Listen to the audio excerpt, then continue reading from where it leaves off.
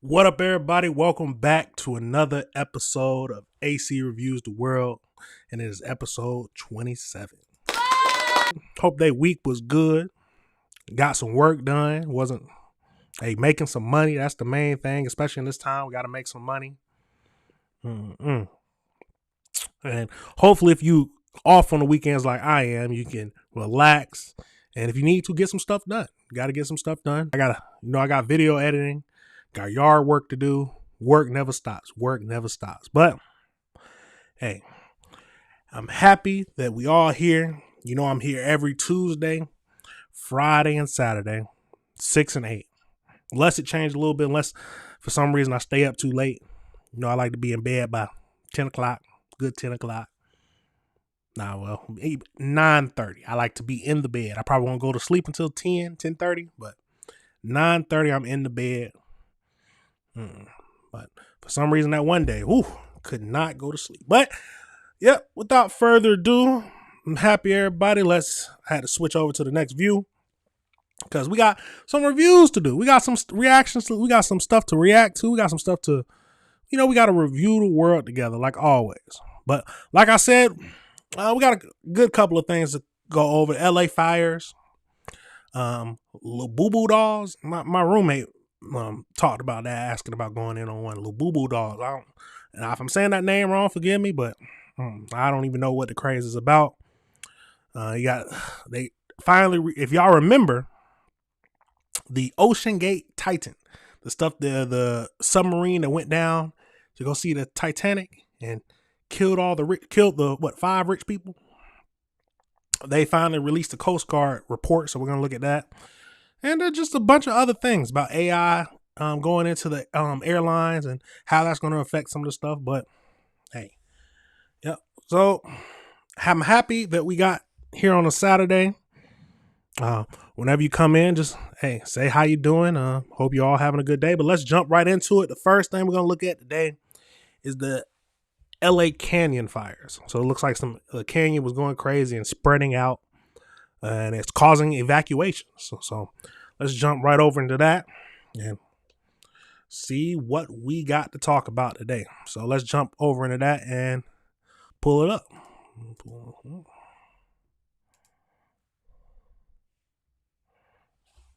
Here it is.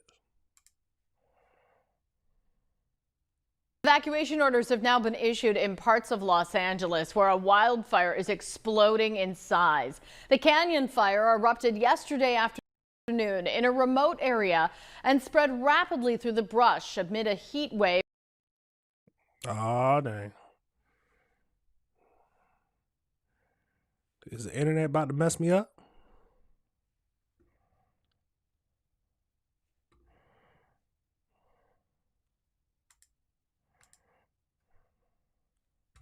Well, we might have to switch over. Okay, hold on. Nope. Well, if the internet mess up, we know we got to switch over. We already got backup plans. We got to have backup plans.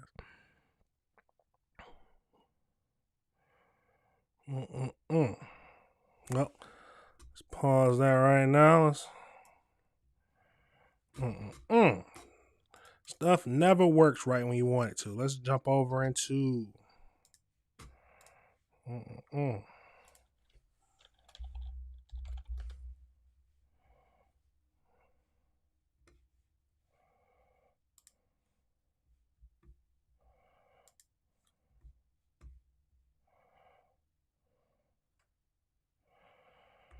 All right, let's get it right. Come on now.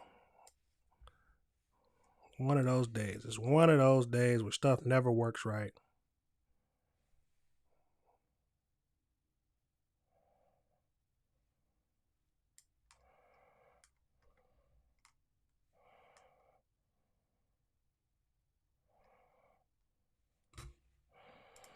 All right. Wait with me for a second. We get this running right.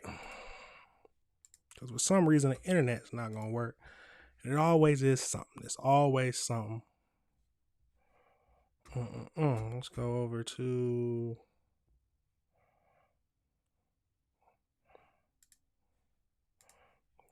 Going...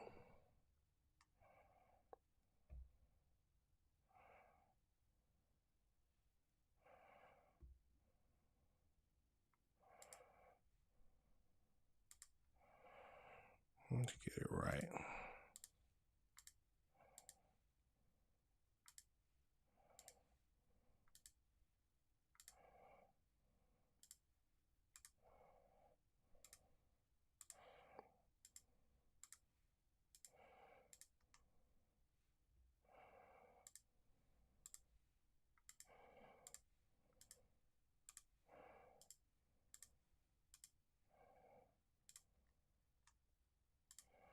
Should have already had this ready. Let's get it.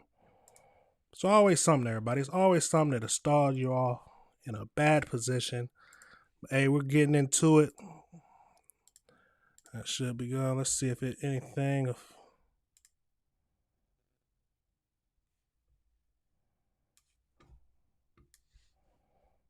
Of Southern California. ABC's Olivia Rubin now with the latest.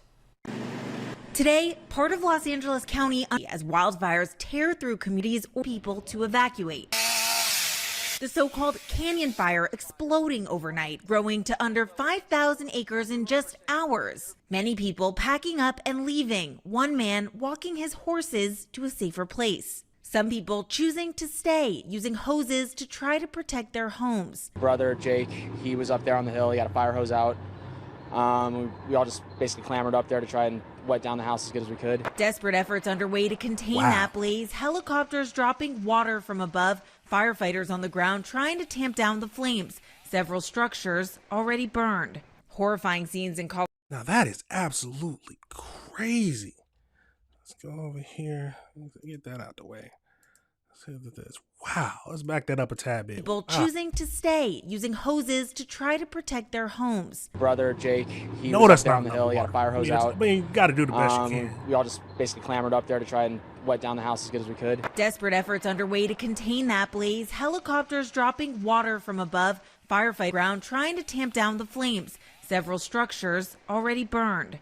Horrifying scenes in Colorado, too. Two wildfires there merging, burning nearly 75,000 acres, smoke filling the sky. Red flag warnings are in effect with high winds expected, and the Colorado National Guard has been called in to help. We still have a lot of work ahead of us and hot, dry days, so it's going to be a continued effort. Those fires fed by extreme heat. More than 50 million under alert today for record-breaking, crushing temperatures. Extreme heat warnings in effect for the desert Southwest, including Palm Springs, Phoenix, and Tucson. Temperatures are expected to remain in the triple digits and go up to 115 in some areas. And some of that heat is breaking records. Phoenix, Arizona hitting 118 degrees yesterday. Wow. That is the hottest August there since record keeping began in 1895. Olivia Rubin, ABC. Now, you heard what they said? They said that 118 degrees. Can't imagine. It's that dry heat out there. So, I mean, that's a little different than over here in the South. But, God, man. I don't even like to leave the house if it's above 90, man, to be honest. I mean, y'all might feel differently than me, but 90 degrees, I'm not leaving the house.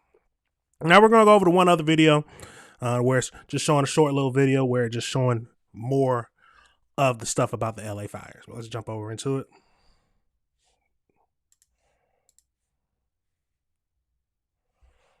Let's see if it'll play right. So this is, to use a cliche, very much the new normal of Southern California. So this That's is awful. Hasley Canyon, about 40 miles northwest of downtown Los Angeles. We're in horse country, horse farm country.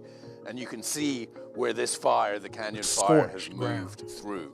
Yesterday when this fire popped up, it was about 100 degrees, probably the warmest day of summer. That, coupled with dry vegetation, it's been a pretty dry summer, and very low humidity. That's the perfect condition for a fire to start. Now, the perfect condition for a fire to spread would be if there was also a strong wind. Now, the issue here is the town of Castaic, 20,000 people, just the other side of these hills. We've got rural communities up here in the hills, as I say, a lot of horse farms around here. And that is what they are trying to protect. We've got about 250 firefighters on the ground, and also they are, as always, when they can, fighting this fire from the air. And they can right now because there is no wind.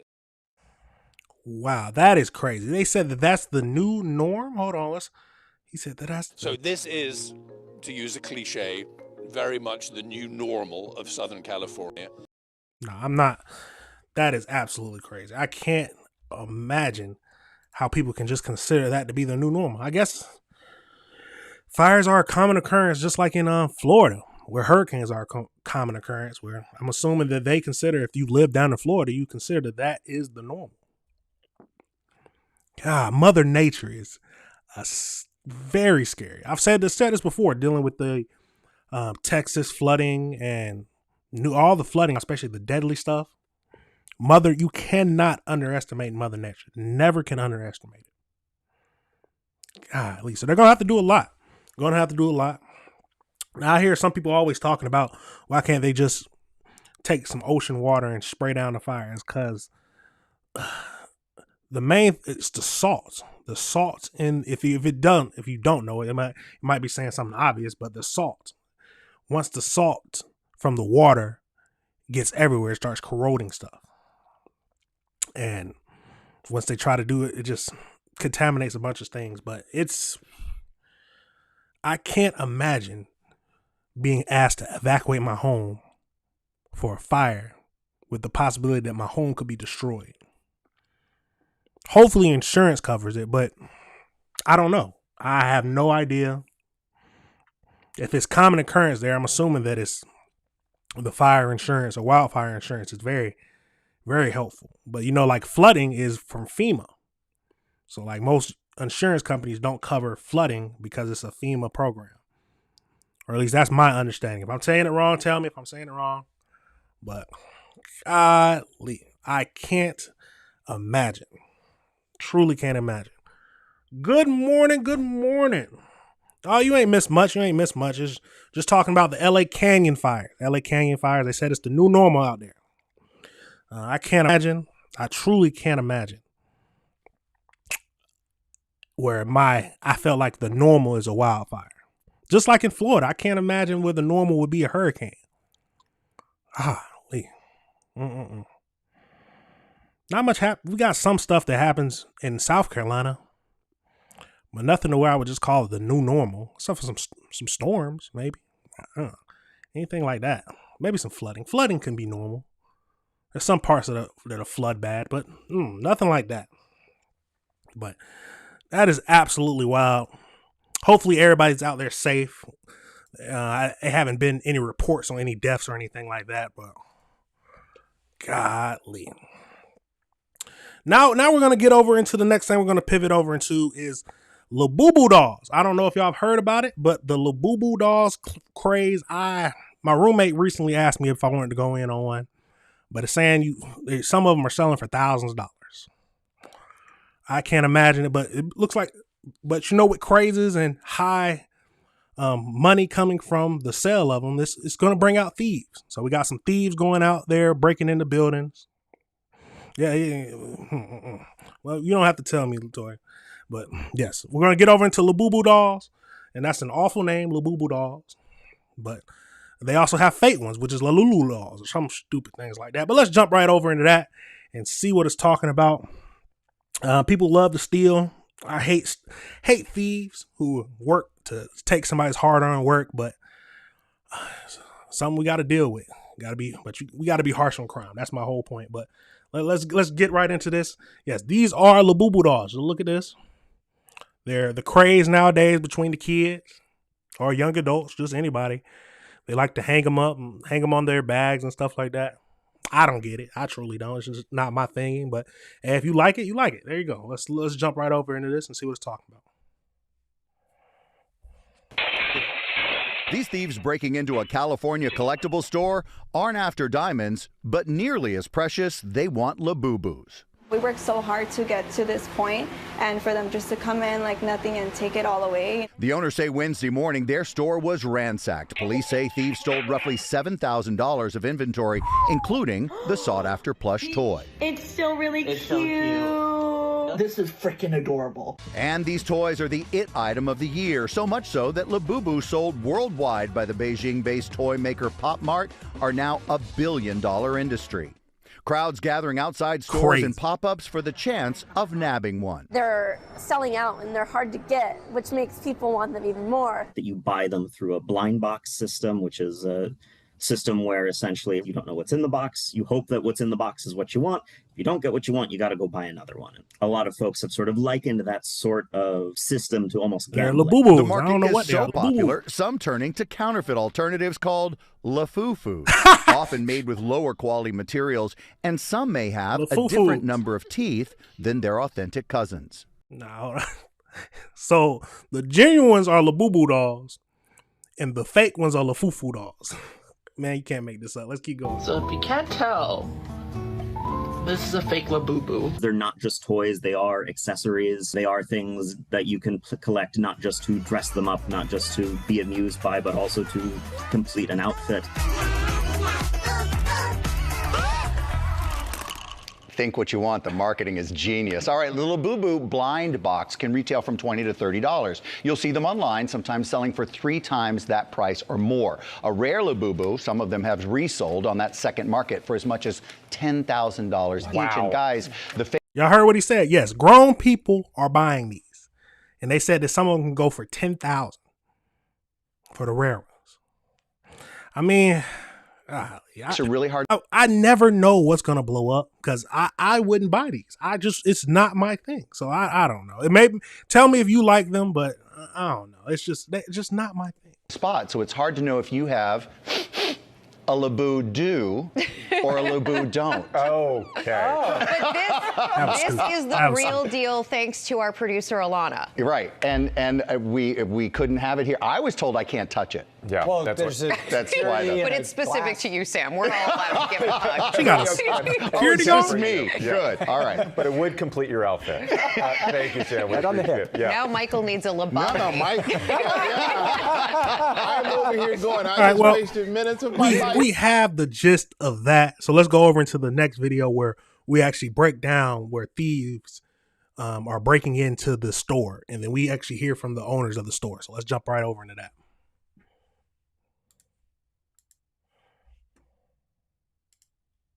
We're hearing from a store owner after a group of thieves ransacked her resale shop, taking thousands of dollars in Labubu dolls. While still in shock, Joanna Avendano is also hoping for justice. Eyewitness News reporter Leticia Juarez has the story. There was a lot taken, maybe like around 30,000 or more of inventory. Joanna Avendano has only been open for 2 months, and now she's recovering from a break-in. Early Wednesday morning, her resale shop in La Puente was burglarized, but the suspects weren't after the register. They were after collectibles. Specifically, Labubu dolls. If you haven't heard of them, Labubus have exploded in popularity thanks to TikTok trends, celebrity endorsements, and their one-of-a-kind look. We worked so hard to get to this point, and for them just to come in like nothing and take it all away, you know, it's really bad. Avendano co-owns One Stop Sales with her boyfriend. She says she closed up late Tuesday and noticed a truck nearby, but thought nothing of it. That night, she woke up feeling something was off. A gut feeling, kind of, just to check my phone. Felt it in her soul. Somebody was trying to steal a Labubu doll. Once I checked my phone, I saw that there was a detection motion of a sound that was coming through the front.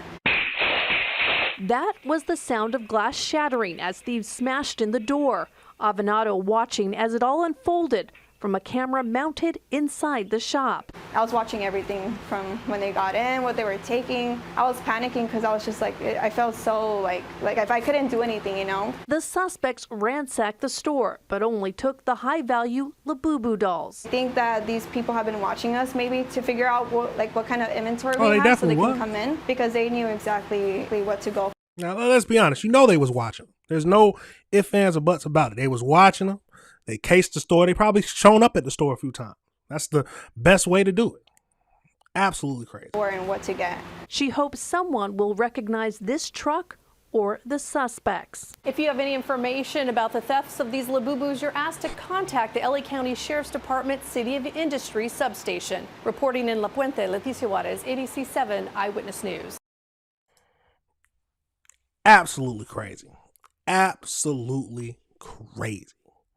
Now, I don't understand the craze of it. Yes, I'm right there with you.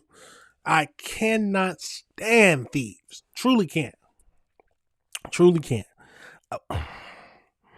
They go in, take what someone else worked their hard-earned money for. And then some of these cities, we got to be honest. I know I don't like to get into politics, but some of these cities are very soft on thieves. If it's a non-violent crime, they're usually out the next day, or even within a few hours, they're already out. Now, I might be saying that a little wrong, but they're very lax on crime or thief crime. So people are going out and they'll get caught. That have less than, I think, $10,000 or something like that, maybe less than $1,000. Be out the next day and then come back and do it again. There are some places I saw that some places have thieves where they would go into the store and then set up a blanket, maybe a block down the road, have the stolen items out there and sell them like that. And then when they see the cops, they scoop up the blanket and walking. Yes, walking away. Cannot stand thieves. I truly can't. Truly can't. But I don't understand the craves for Labubu dolls. Tell me if you do. Tell me if you like them. Tell me if there's some reason that I should be wanting to get in on the craze. But they said some of them are going for, what they said, 10,000? They couldn't have said 10. I might be saying that wrong. That sounds absolutely outrageous to me. Outrageous. For the rare ones. I wish I'd had the inside track on what would go crazy in the public eye. If I did, I'll be a rich man. Truly, I'll be a rich. Well, I guess that's for anybody. Anybody, if they had the inside track on what was going to start blowing up, they'll be rich too. But tell me your thoughts on that. Do you want to buy some Labubu dolls? Or are you just going to go get some Lafufu dolls? Now, that's the question. You going to get some Lafufu or Labubus? Absolutely crazy, but I can't understand it. Now we're going to pivot over into, so Trump administration recently upped the bounty for Nicolas Maduro. I don't really keep up with. They say he's in charge or is responsible for a lot of the fentanyl and cocaine that's coming into the country. So let's jump over to that. 10,000. So they said 10. Absolutely crazy. I'm not paying that much. But let's get right over into this next topic. Nicolas Maduro. If I'm saying that name wrong, always forgive me. But let's see what they're talking about for this. We'll see who he is, and we'll hear the press conference where they increase the bounty.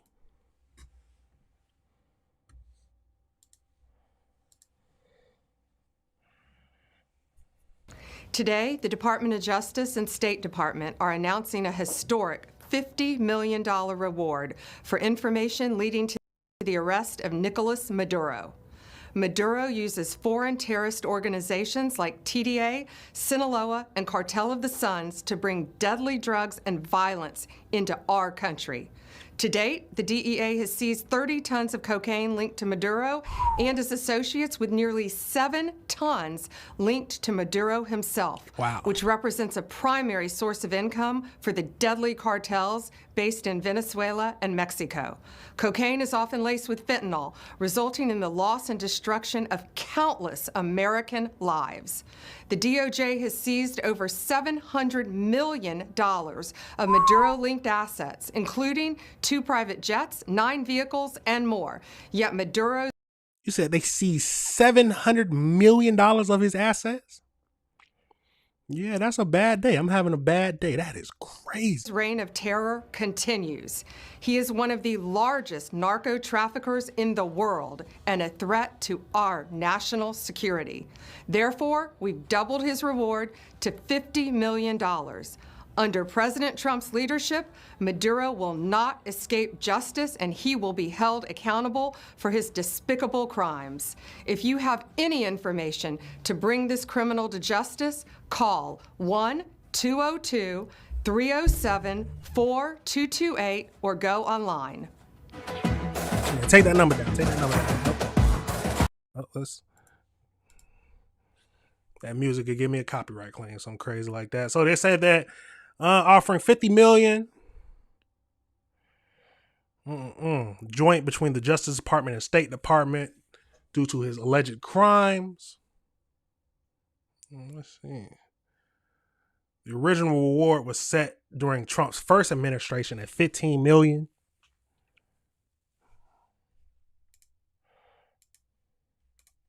Be free. In Venezuela, we should be allowing people to come here from Venezuela. I know Maduro. I've confronted Maduro. Number two, you talk about the need to do something in Latin America.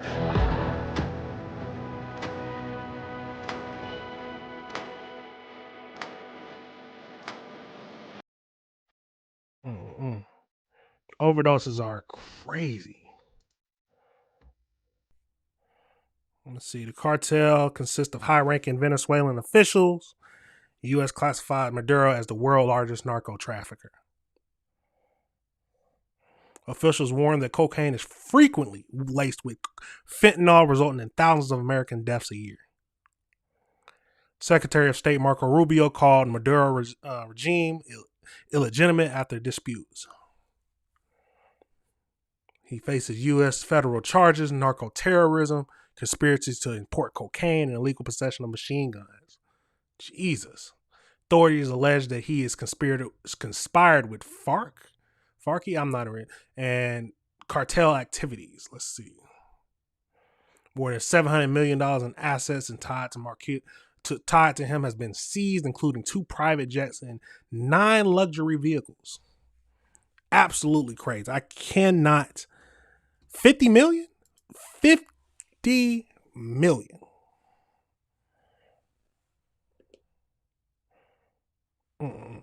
Cannot imagine it. Now we need to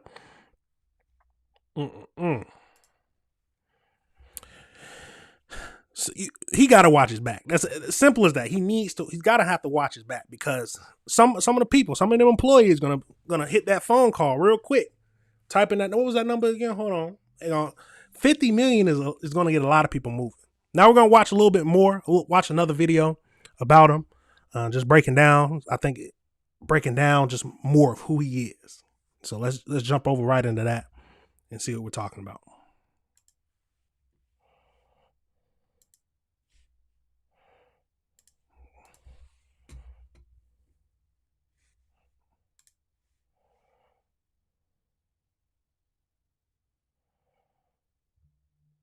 Let's see if it'll play. Yeah.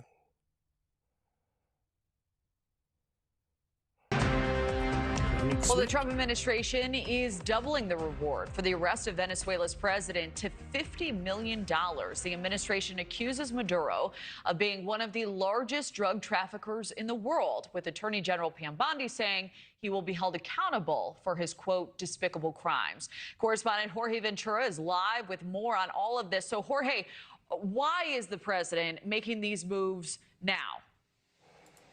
Yeah, let's get this.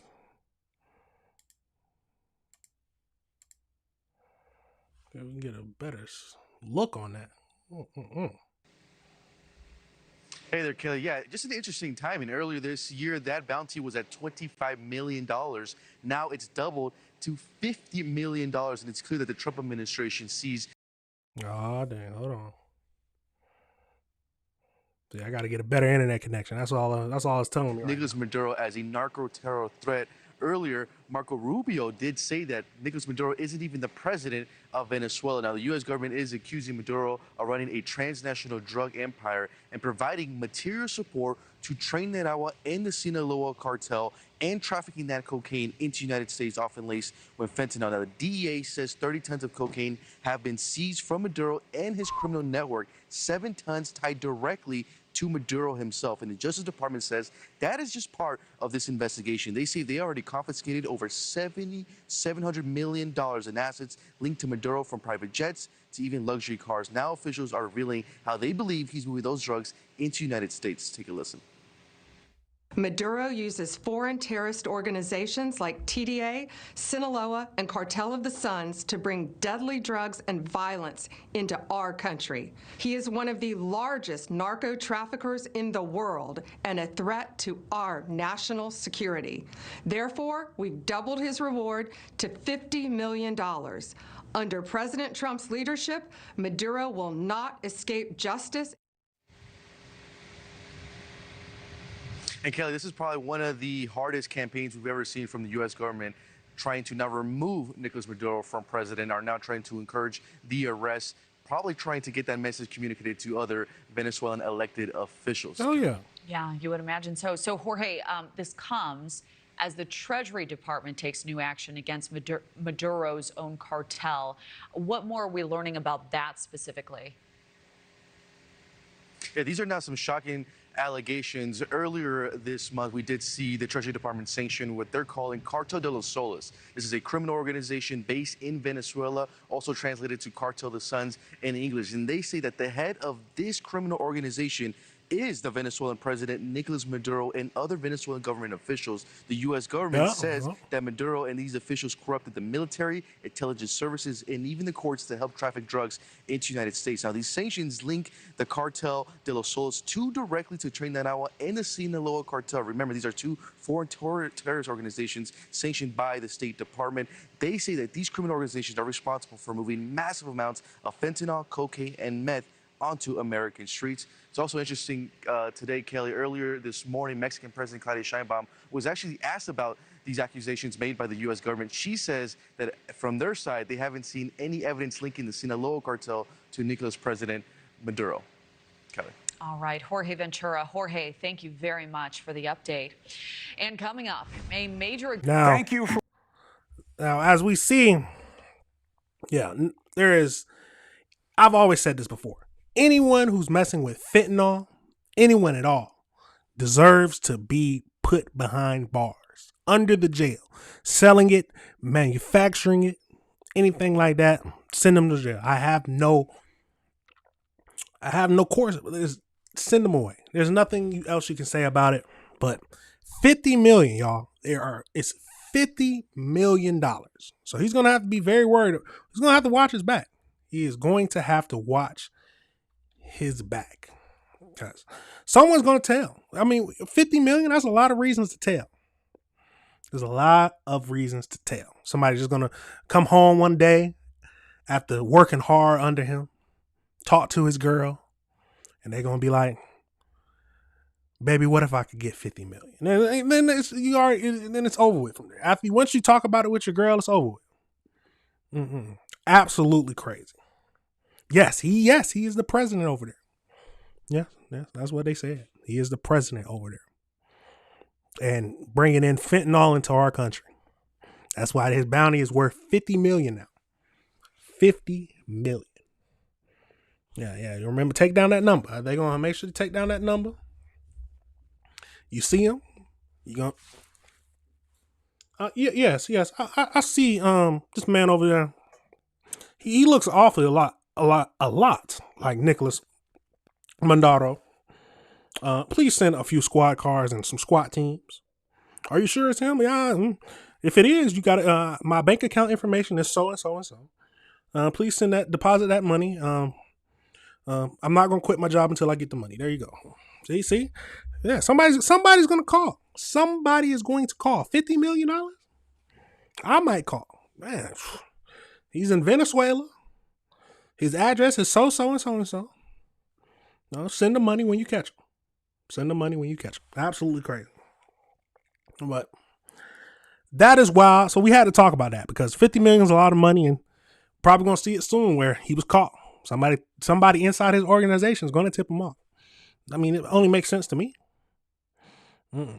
If people are working for you for money, and there's a way they can get more money, money does not buy loyalty. Money buys work. It buys manpower. But loyalty is a totally different standard. Totally different. But absolutely wild. If you for Nicolas Maduro, please remember AC Reviews the World. Told you about it. I don't need much. Just $500,000 to be fine. $500,000. But there you go. But now we're gonna pivot. Oh, this was sick. This next thing we're going to, this was sick. I was shocked to see it, but a 36-year-old man, yes, a 36-year-old man, and someone else, a teen, is being charged with murder the 36-year-old man basically killed his 16-year-old baby mama. Yeah, I said that right. 36 and a 16-year-old baby mama. No, but let's jump right over into that and see what we were talking about and get into this. Get right into it.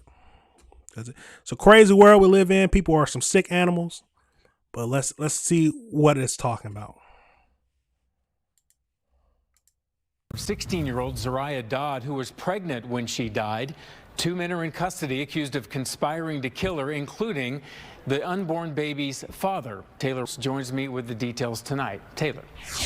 Yeah, Brian, Darrell Davis and Jacree James Gillette are each facing 2 counts of first-degree murder. They appeared in court late last night. I talked with criminal defense attorney Benjamin Taylor tonight about what's next for the suspects in the search for justice for Zariah.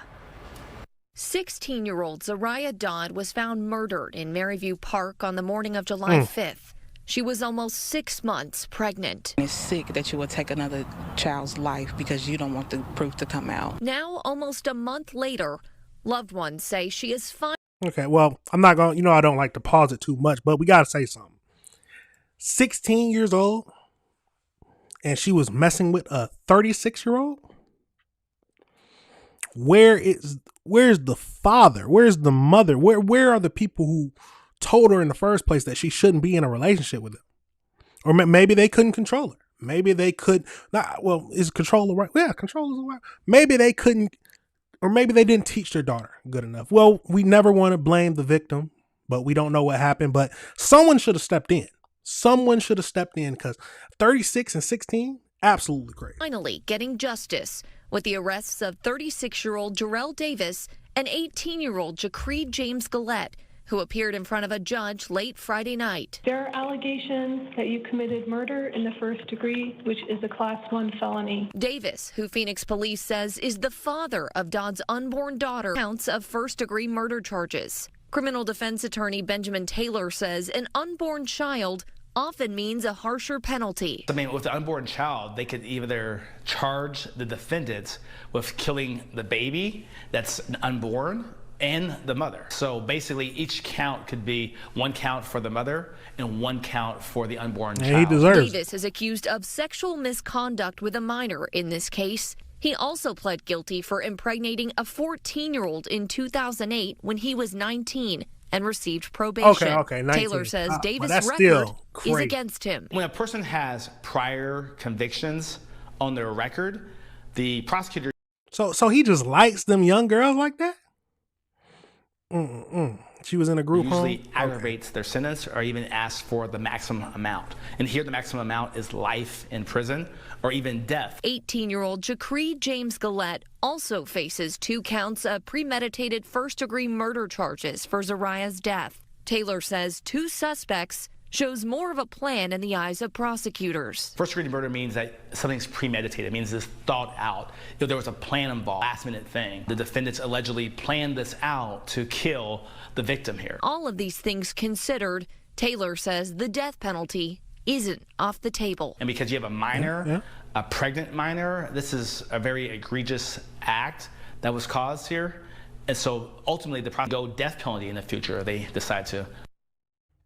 And Taylor, you were at the vigil last night for Zariah. Apparently some friends and family aren't happy with the group home where she lived. Okay. Yeah, Brian, that's right. Zariah was living at Sunshine Residential, which is a group home in Surprise when this happened. And many have questions as to how she could have gotten pregnant by a 36-year-old man while living there and why they let her go off on her own after dark the night she was killed. I asked Benjamin Taylor if the home could face legal action. The group home here, if they are found negligent here, they can be found negligent for child abuse charges. If there's any information or evidence to see that the group home was here liable, it could have prevented the murders of these. It is broken here. A lot of times is this overwhelmed with minors. A lot of times there's not enough resources out there, and sometimes minors unfortunately die in the hands of the group homes. Yeah, that is true. I will say that the system for foster care, group homes it needs to be fixed. But the only way to fix it is more money. But where is the money going to come from?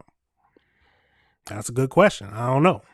And then you got the people who are only in it for the money. That's the worst kind of people. The worst kind of people who only take in these kids for the money. So they're going to do the least they can for the children and take as many checks as they can. They're going to have as many people as they can inside of the house. It's a sad reality that we live in. It's a sad reality that we live in. But more kids are being born to parents who don't want and give them up. Absolutely crazy. But we got one more video to look at about this. They say he made a shocking confession. So let's jump right over into that and see what it's talking about. This 21-page report reveals grim details about the day Zariah Dodd was killed. She was 5 months pregnant, walking the street when the father of her unborn child and her current boyfriend picked her up. And just before she was killed, she sent a text to a friend that she was afraid.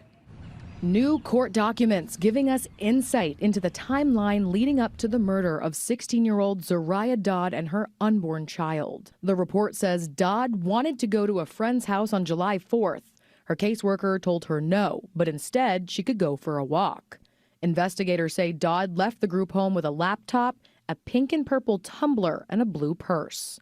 The records say at some point during that walk is when Jacree, James, Gillette, and Jarrell Davis picked her up.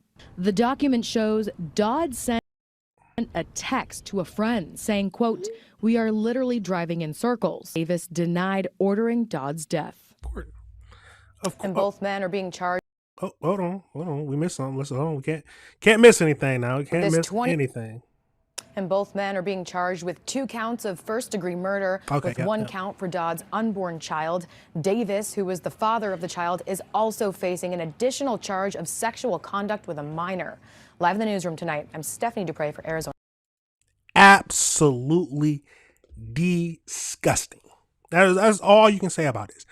Absolutely disgusting. So you mean, of course he's going to say that he didn't order him to do it, but they said he was 16. I could see a 36-year-old man, and he's just one of those freaks who likes young girls. When he was 19, he had a baby with a 14-year-old. I think that's what they said. Now, if I'm wrong, correct me, but that's what I'm thinking. And then now that he's 36, he was messing with a 16, possibly a 15-year-old at the time.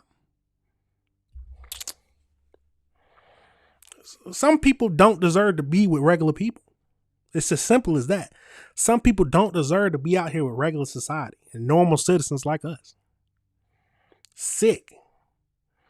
And should the group home be investigated? Yes. Investigate the group home. See if they knew that she was dating or sleeping around with a 36-year-old. Then yes, they need to be for child endangerment, child neglect. But like I said before, it's a sad reality that the system for group home is not as good as it needs to be, especially for our children. But money is the problem, and then you got the people who was trying to abuse the system, which is a problem as well. Absolutely crazy. Now, they said that death penalty is on the table. I don't see why it shouldn't be on the table. Now tell me your thoughts. How much time do you think you should get, or should he be put under the jail? Sounds to me like he needs to be put under the jail. Put under jail, like any kind of people like this. After they put under jail, after the death penalties, after it's already gone through, take their ashes, put that back in a cell, and just let it stay in there. You have just a cell full of nasty pedophiles, and their ashes are just in the cells. That just so they souls stay right in there. If you believe in souls, absolutely crazy, absolutely crazy. Yeah, we had to look at that. We had to look at that. Now this is horrible that he wanted to unalive his unborn child.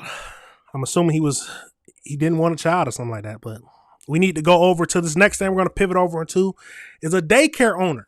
Yes, a daycare owner is accused of leaving kids in hot car.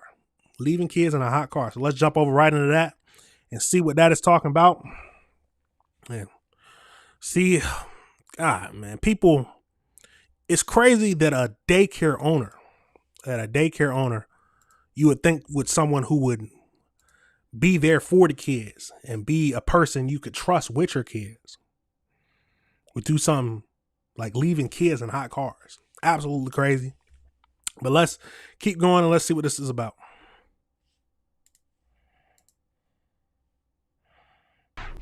Well, a Houston daycare owner is accused of leaving 5 kids in a hot car while she went grocery shopping. It's hard to even fathom. Well, Fox 26's Jillian Hartman is outside of the Kroger where this all happened. Jillian. Yeah, we learned the daycare owner went into the Kroger here to shop. She brought her own 2 kids inside the store, but police say she left 5 of her clients' kids in her car in the heat, including a baby and 2 toddlers. A witness told me that the kids were in the car for at least 40 minutes before police were called, and now the daycare owner is facing felony charges. Okay, well, you know, we got to stop it because that is wild. They said that she took her own 2 kids out and said, leave the other our clients' kids, the daycare people who drop their kids off of me, we're gonna leave them in the car. 40 minutes. So she knew. I'm assuming she didn't want to leave her kids in there because she knew it was hot and something could happen, or she just didn't care. Maybe she couldn't have. See, I hate that because some people will be like, "Do you understand how hard it is to control kids?" I mean, kids are kids. But why are you leaving them in a hot car? Hey, you're gonna have to do if you can't take them with you, then you got to get the groceries delivered or something. Because the kids can't be left in a hot car. There's no reason for kids to be left in a hot car. Yep, you are absolutely right. Yeah, I have human fatigue as well. Human fatigue. I have idiot fatigue. I have pedophile fatigue. And all these nasty humans and horrible human beings, I am tired of seeing them and hearing about what they do. But we got to review the world together. Let's keep going into this video. We are going to start docket with Dominique Wilson.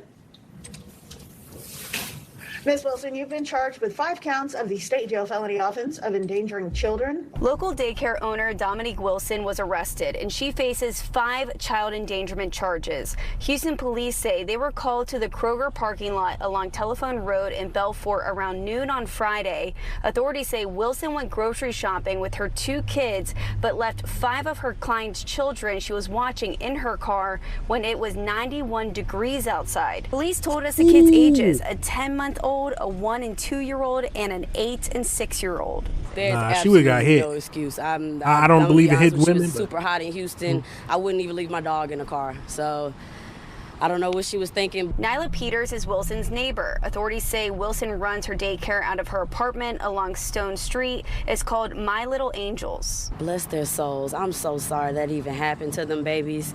I really hate to hear that. From what I've seen, she's really good with the kids. They always are outside playing, having fun, you know. She's obviously not good with the kids if she's going to leave them in a hot car. 91 degrees outside? That means the car at least got to 100 or something. Nah, bro. That's my daughter. I tell my wife to go, you got to go mess up. I'm going to pay the bail and whatever assault charges, but I don't believe in hitting women unless I truly have to. And that, when I say that, I mean as in protecting myself. But my future wife is gonna have to mess up. She gonna have to. There's no reason. Standing around with them. A witness said they found the children in distress, red-faced and crying. Wilson appeared in court on Saturday morning. The court is recognizing the concerns about safety in regards to the children that were left in the vehicle that were found by passersby with the window barely cracked and the car not running. That is a very dangerous situation. According to the Texas Health and Human Services website, Wilson is licensed by the state. Her last inspection was in April with no prior compliance issues. Fox 26 reached out to the state's Department of Family and Protective Services to see if they are opening their own investigation. A spokesperson says DFPS is investigating whether or not abuse or neglect occurred in this case. Findings from our investigation will be turned over to the Health and Human Services Commission, the state agency that licenses and regulates daycare in Texas. Now, police tell me all 5 kids found in the car are doing okay. At this time, Wilson remains in jail. Her bond was set at a total of $50,000, and her next court appearance is on October 15th. Reporting live, I'm So we gotta. I want to pull up her image again. Where's she at? There she go. We gotta have her image up front and center so we can actually see this person. Now, there's a few questions I have. Like I said before, why did she take only her kids in the store? That's one of the main questions I have. Did she not care about the other kids, or did she understand it was hot and she didn't want to leave them in there? Why didn't she leave the car on? Now, I would never say just leaving the car on is fine with leaving your kids in the car, because I don't think you should leave your kids in the car in general. But dang, at least leave the car on. What is wrong with people? What is truly wrong? It was the gas too much? And they say that she runs the daycare out of her apartment. I mean, oh, we back. There we go. See, I'm sorry about that. They say she shouldn't be running. She's a weird bitch. She shouldn't be running daycare. Yeah. I'm right with you, LaToya. Shouldn't be running the daycare. That is get a house. Yes. Absolutely crazy. Sorry about that. Had a little connection difficulty, I'm assuming, but absolutely crazy. At the end of the day, she truly deserves what she's coming to her. And $50,000 is not enough bond for me. Because they only got to pay 10%. So what is that? $500 to get out? So she's going to be out. Nah. Well, that's just not enough to me. But absolutely crazy. Let's see if anybody comes back, but I can't imagine it. Truly can't imagine it. Yeah. Like I said before, if you left my kid in the car and took yours on in there, you deserve to get your butt whooped. There's no ifs, ands, or buts about it. My future wife would have to beat your butt. I stand there and watch it. And when she gets arrested, I'm going to go bail out quick. Absolutely crazy. Truly, absolutely crazy and sick. You would never think that something like this would happen. You would truly never think that. But, Now, like always, tell me your thoughts on what you think should happen. Is there any reason where she would take her own kids in there and just leave the other 5 kids in there by herself? Absolutely crazy. Truly crazy.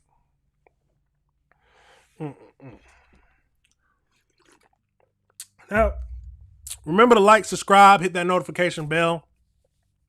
And always leave me your comments on what we've talking about today. But let's keep going. The next thing we're going to get into today is something that I wasn't expecting to see, but it says the title of the video was a trans woman arrested for hijacking trains. Yeah, I said that right. She was arrested for hijacking trains. So we're going to jump right over into that and see what that is all about. See what that is all about. Absolutely crazy. So let's get into it.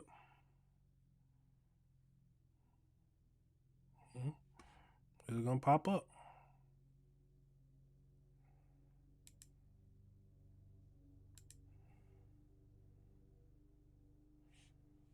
In the world.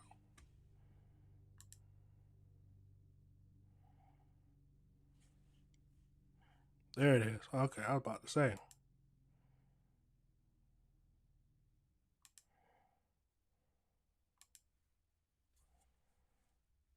See, everything's happening, messing up. Now that we back.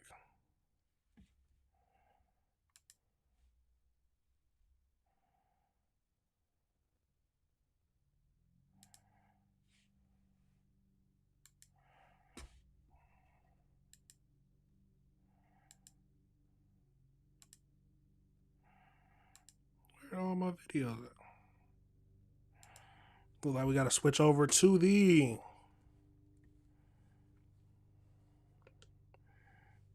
over the share screen. And we got them right here. We got all the videos. Let's jump over into it. Let's jump into it. Where we at? We are here.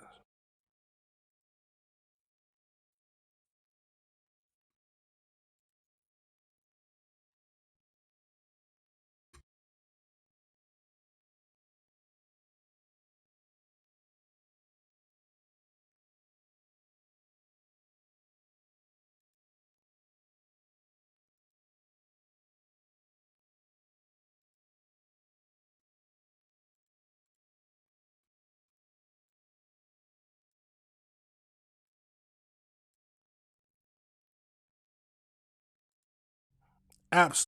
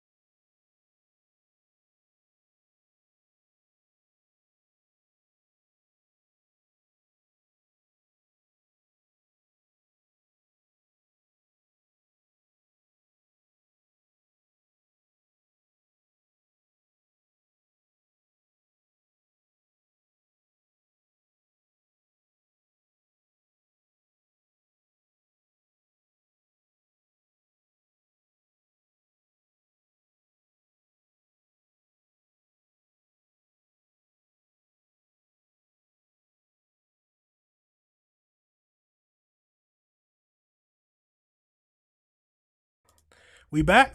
There we go. See, took a while for me to get right. Had to go and get an internet cable. See, you got to make sure you have the internet right. But we're going to finish up the show today. I was thinking about if I couldn't get the connection right, we would start it over on Sunday or start where we left off on Sunday. But let's keep going and get it into it. So just to catch back up, we're going to start where a trans woman was caught hijacking a train. Trains, matter of fact, plural, trains. So let's jump right into it and see what that's all about. And let's get into it. Oh, hold on. Let me see. I'm about to mess up. Let me do something first. See.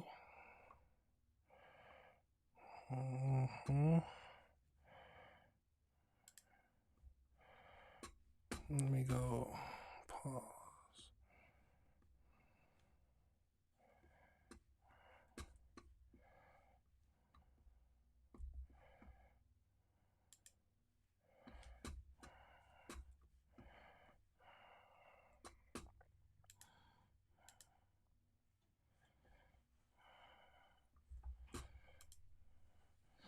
Let me get everything situated. Hold on. About to get back running.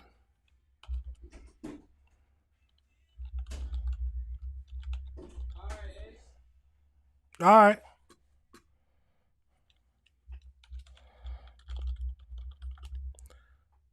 Okay, let's get into it, y'all.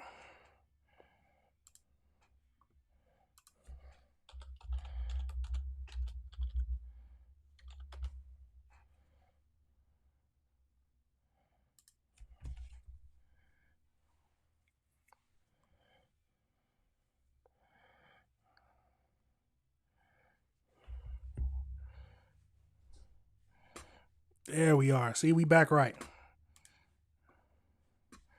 So let's get into it. Trans woman hijacking trains. Let's get into it.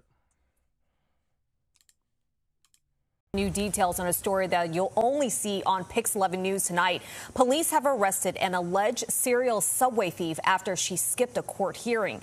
18-year-old Justine Randall is accused of taking control of subway trains and going for multiple joyrides, most recently an N train in Astoria last month. She also allegedly assaulted a 54-year-old transit worker. Jeez. Randall was supposed to appear in court yesterday but did not show up. She was in court today in Brooklyn where she pleaded not guilty. The DA's office is holding her on $30,000 cash bail and is seeking a psychiatric evaluation. Oh, $30,000 ain't that much. That's what that's $300. See, I don't understand why hijacking trains. I mean,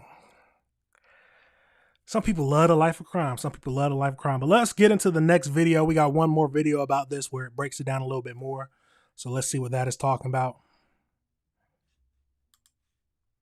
Justine Randall is on the run from the law again in what's become a real-life catch me if you can caper. The 18-year-old is accused in a series of subway joyriding crimes in which she's allegedly behind the conductor's controls, hurtling down the tracks. She obviously have a disregard for our justice system. A Brooklyn judge Tuesday issuing a bench warrant for Randall's arrest after skipping out on her latest arraignment. The Bronx woman has been charged with swiping MTA train keys, hijacking trains that are out of service in Brooklyn and Queens, and beating up a 54-year-old transit worker. The MTA, they're not going to do anything or take any type of action until someone gets killed, and by that time, it's too late. I seen one kid say, hey, you're going to kill somebody, and the other kid that was operating the train said, oh, well. Police say... Is it that easy to hijack a train? Is it that easy to hijack a train? Jesus, people. Randall's hijinks date back to at least March and as recent as last month. In one instance, a veteran MTA worker tried stopping her and explains he was violently assaulted and pepper sprayed on board a Brooklyn train. They had pepper sprayed me and assaulted me, punching me, choking me. The Transit Workers Union says this has been a constant issue the MTA has yet to prevent. Vice President of Transit Operations Tremel Thompson said he sees trains stolen almost every week, all of which are out of service. I don't think there's any type of deterrence. The criminality won't stop at this. It's going to continue until it escalates to something worse. Because this person doesn't have any regard for life or humanity. What? They said that he was pepper sprayed? Mean to tell me that this trans woman fighting back when trying to get stopped from hijacking a train, abandoned train. Oh my God. And then he beats up and assault. So yeah, she needs to be in jail for assault. That's why they're giving these light bonds. What is it? 30,000? 30,000. 10%. Okay, three. Okay, so I said it wrong. $3,000. That's a good little chunk of change, but still, ain't no way. You getting assaulted trying to stop somebody from hijacking a train. Who are hijacking trains nowadays? Is it just for fun? I mean, it's got to be just for fun, but why? I don't see the appeal of it. Truly don't see the appeal of it. But that was that little short little thing we wanted to go over. I just seen that and we had to talk about it. Now remember to like, subscribe, leave a comment on what you thought about it. But is the crime getting too bad nowadays? Are we too light on crime? Too light on criminals? That's a question. A lot of people feel like we are too light on. I think we are. There's some crimes we are way too light on, like theft. There's no need to be that light on somebody. Go ahead that way, because a light punishment always, it's not going to deter them from doing it again. The reason you punish someone severely or punish someone the appropriate amount is so that they think twice before doing it again. But some people feel if it's not a violent crime, then there's no point into being that severe of a punishment. But crime is crime. So we need to get to it, because assaulting people, assaulting a train worker who is trying to stop you from hijacking a train. Nah, get that out of here. Don't even deserve to be in here. But tell me your thoughts. Do you think we're too light on crime, or do you think we should just let it go and there was no need to even try to stop them? Just let it go by. Well, absolutely crazy. I wasn't expecting to see that. Trans women going wild out here now. Nah, it might not. I can't just say it's trans women, but this one was a trans woman who was caught multiple times hijacking a train. Absolutely wild. Absolutely wild. Now we're gonna pivot. We're gonna pivot over into the Titan. Now, if you don't remember, I think it was 2 years ago, 2 or 3 years ago, Ocean's Gate created a submarine. Now, the submarine, it was controlled with an Xbox controller or a PlayStation controller. It was not. It was high tech, but at the same time, I wouldn't get into it. But basically, the goal was so they can take man-made submarines down to the wreckage of the Titanic. The wreckage of the Titanic, which is like, I think it's like 4 to 6 miles down. Now, don't quote me on this. Hold on, we see. We ain't even got to guess. We can go right into how far.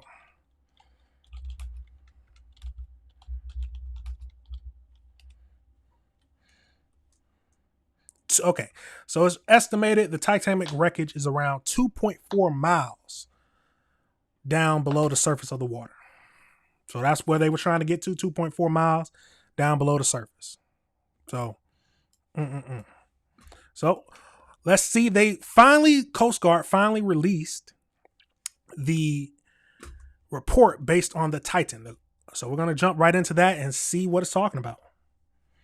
Now tell me this, are you going to be the one to get in? Would you have been the one, a rich person, to get into the Titan, to take a joy trip down to see the Titanic?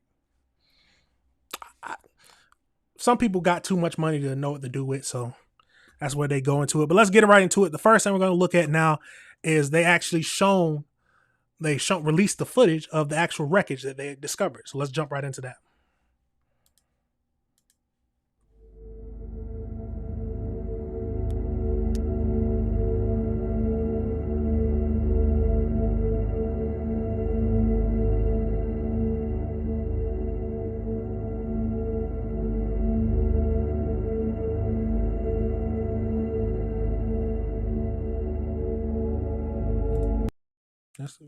need the sound.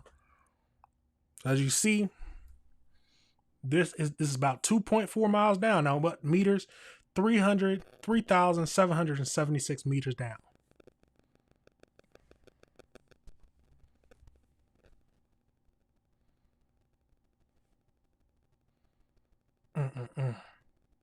Absolutely crazy.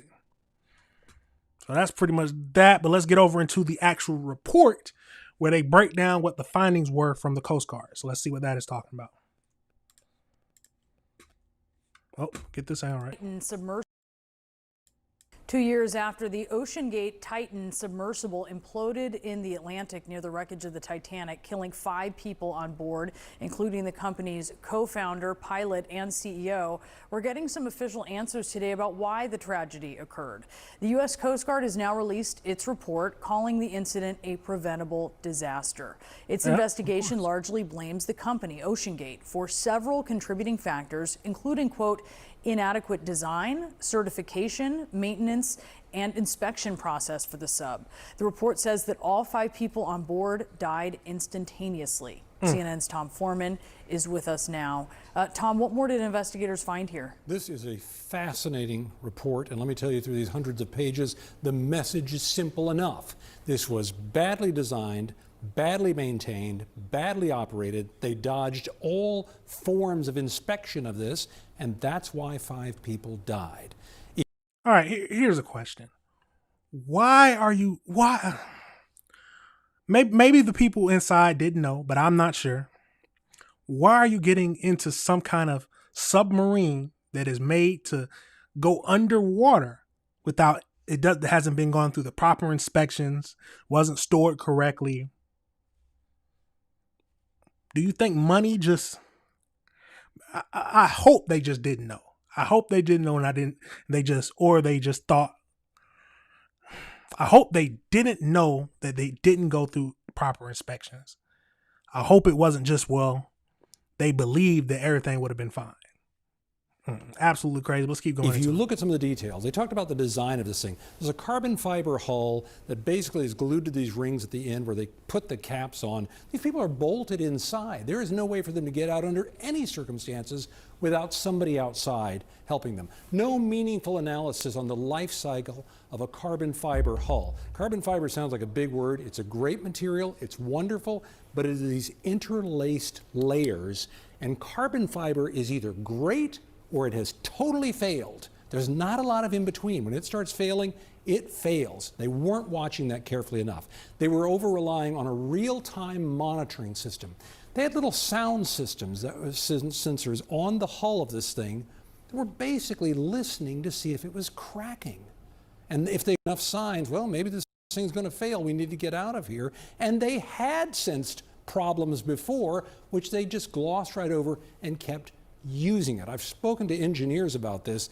Honestly, unless you were going to do really, really robust testing on that hull every single time, you could have seen this as a single-use submersible. Use it once, retire it, build a new one because of the pressure on this thing. The hull was used after these previous incidents. We talked about the design and the construction of the hull. Then the failure to investigate after significant damage in previous dives. They just kept going forward. They cited in this company a culture of being much more worried about, are we meeting cost targets here? Are we getting enough customers? How can we make this work? That was the real focus, not on keeping this going forward. And they stored it outdoors in Canada during winter, exposing it to extreme temperature fluctuations. When this... Hold on. No, ain't no way they just said that. They said that they used it. Let's back it up a tad bit. About, are we meeting cost targets here? Are we getting enough customers? How can we make this work? That was the real focus, not on keeping this going forward. And they stored it outdoors in Canada during winter, exposing it to extreme temperature fluctuations. When this happened, automatically the red flags among engineers went just right in the air, because they're saying, how did you build this thing? How did you operate this thing? How did you rely on a system? When they were going up and down, their communications was an abbreviation. They operated it with a remote control. Remember, y'all got to go back and look at that video. Absolutely crazy. It was like, yeah, how do you steer it? Oh, we use this Xbox controller right here. Ain't no way. I would. And you're trying to take me 2 to 3 miles down underwater? Nah, crazy. Abbreviated text messaging system, where if they wanted to know if they had communications up top, they would just send the letter K.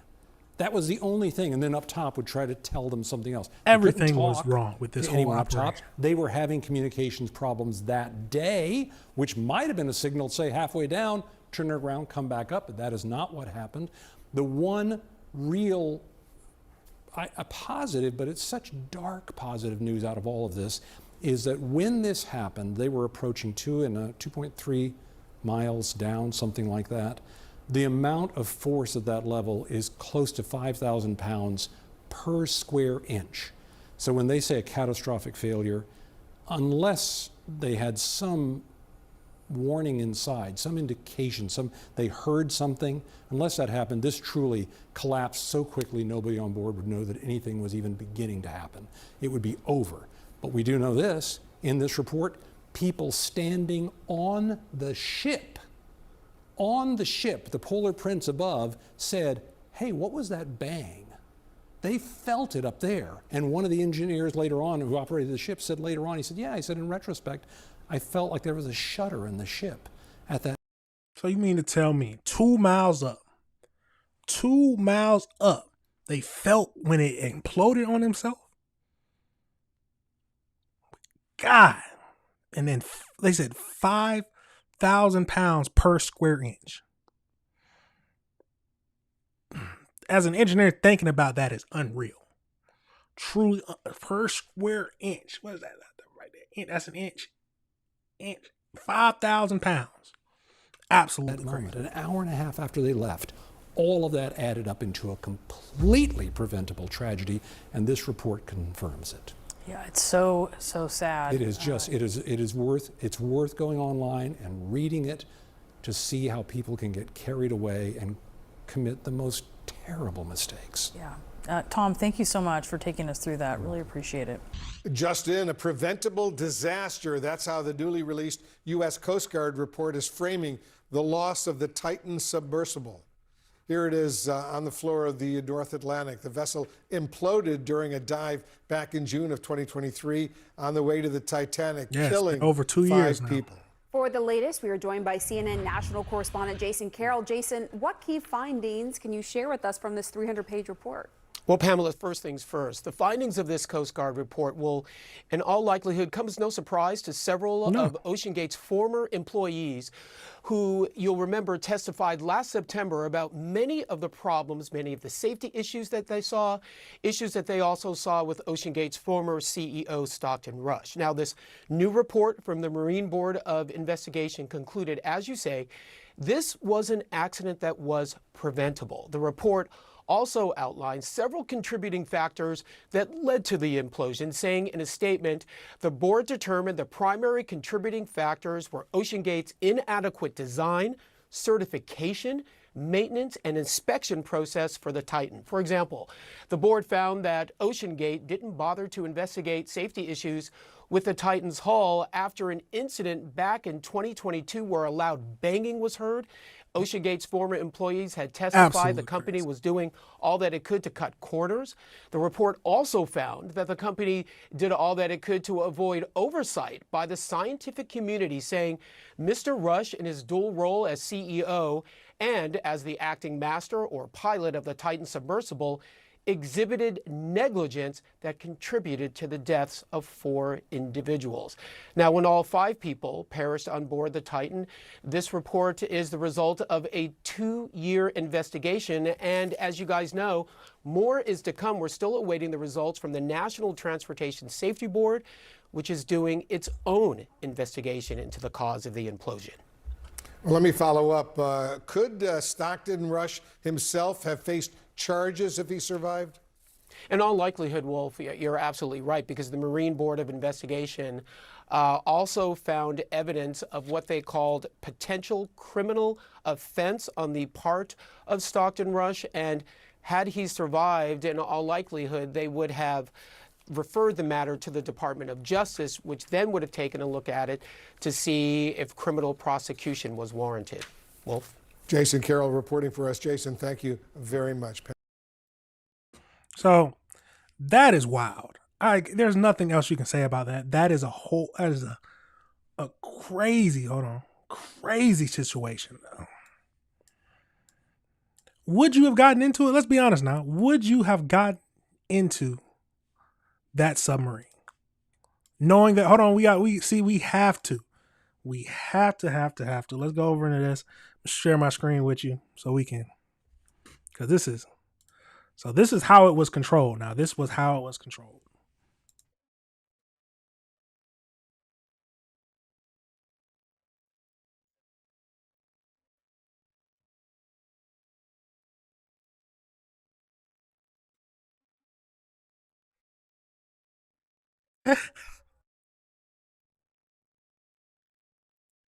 So tell me this. Come on now. Let's be honest. Let's truly be honest. Are you putting your life in the hands of a controller and then a submarine that, come on now, that does not even,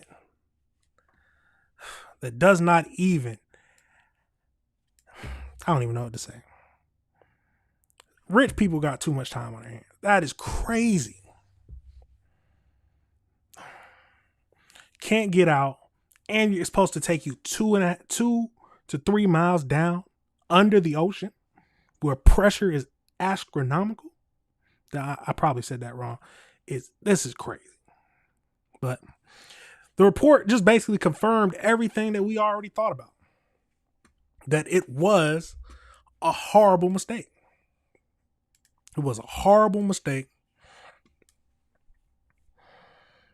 Checks should have been done. He was so ready to prove himself, so ready to show that he was able to get down and see the wreckage of the Titanic. So many investors that he basically killed or was contributed in the death of 4 different people. And I believe one of them was a little child. Let me see.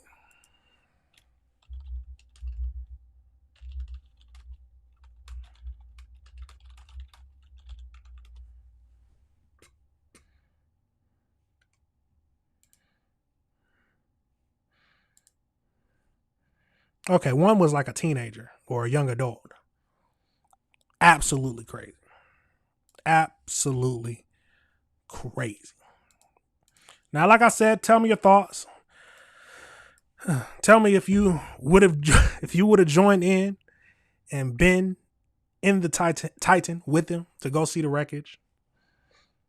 What would you have said if somebody would have asked you to do it? And then seeing that controller. Yeah, we're going to take this down 2 miles down? 2.4 miles down to go see the wreckage of the Titanic. At the end of the day, it was a horrible mistake. The people who went should have thought better. Maybe they didn't know of all the problems that was happening. Maybe they just trusted in him too much. But the family had to deal with it. And was it 2 years later? You never know how long it's going to take to get over that. But yeah, that is it for that report. We had to look into it because that was they searched for them for 3-4 days. And it was 3 or 4 days later before they finally was like, yeah, it's no longer a rescue mission. As soon as they said that something went wrong, and they were down there near the Titanic, and something went wrong, and they weren't up within the day, I was already thinking, yeah, it's over with. But I guess they just wanted to be optimistic. But wow, yeah, like I said, leave me your thoughts and comments. Tell me what your thinking is. But that is wild. I wasn't I was completely expecting the report. What was said in the report. I remember when we first talked about it, when everything was happening. When they first showed that video of him having the controller, I was like, yeah, this was stupid. Oh my God. Absolutely stupid. But like I said, let me know your thoughts in the comments if you disagree with any of the things I said. But wow. Absolutely crazy. But the next thing we're going to get over into is the Kia boys. So yes, we got to get over into the Kia boys. Seems like he was sentenced because of fatal crash. So not surprising. If you don't know who the Kia boys, go look them up. They still going crazy. They would steal cars and they would purposely drive crazy, very fast, swerving, because they knew if they were driving too crazy, the cops would stop chasing them. And then the Kia in general had a design flaw to where people could start the car with a USB. That their whole stock portfolio had to jump down as soon as people learned that. No one's going to buy a Kia if you can just start it with a USB. But let's get over into that and look at this sentencing. See what it's talking about. Let's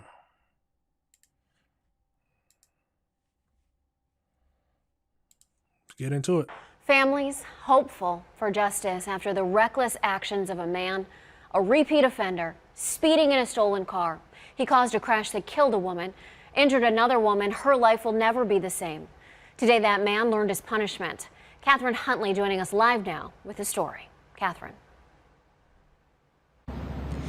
Nicole, this is the second time Monroe Larkin has been sentenced to the maximum of 16 years in prison and a lifetime suspension of his driver's license after crashing into another car in a stolen Kia. Now, that's first. A lifetime suspension? A lifetime suspension. I didn't even know they did that. That is crazy. And of course, Kia boys. Change in Ohio law has put Larkin back in front of the judge. But the family of Janet Reyes, who died in the crash, still needs to wait months before finding out if he'll be back on the streets in just a few years.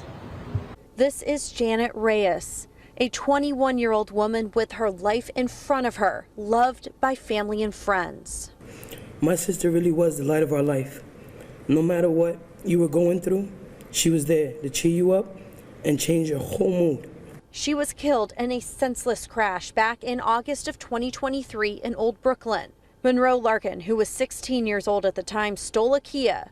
He went as fast as 88 miles per hour before crashing into the car Reyes was in. Reyes' friend, who was behind the wheel, left with lifelong injuries. The day my sister died, who I was died as well. It changed me and my family forever. He knew stealing a car was wrong. A family now continuing to miss their beloved daughter and sister. But this is the second time they've been in court hearing Monroe Larkin's sentence. According to the prosecutor, a change in Ohio law for juvenile offenders occurred shortly before Larkin's sentencing last November. Larkin pled guilty to aggravated vehicular homicide and felonious assault for a second time last month. And again, a judge gave him 16 years in prison, the judge not holding back any words. Some pretty bad things over my career here. This is up in the top 3 horrible things that I've watched on video. And you clearly knew everything you were doing was wrong, but you didn't care who you hurt. Larkin offered an apology to Reyes' family. I'm sorry for what I did again. I don't understand. I wasn't on purpose, nor intent. As the Reyes family tries to heal, they could face the reality Larkin could get out of prison well before his sentence is served. A juvenile judge could decide Larkin could get out at age 21 because the crime happened when he was a juvenile. Nah, that's crazy. Both families have suffered dearly and continue to. I don't forgive them and I never will. I just hope and pray nothing changes and the sentence remains the same so that somehow my family and May's family can just get closure to this nightmare and just figure out how we're supposed to move on with our lives without our sister.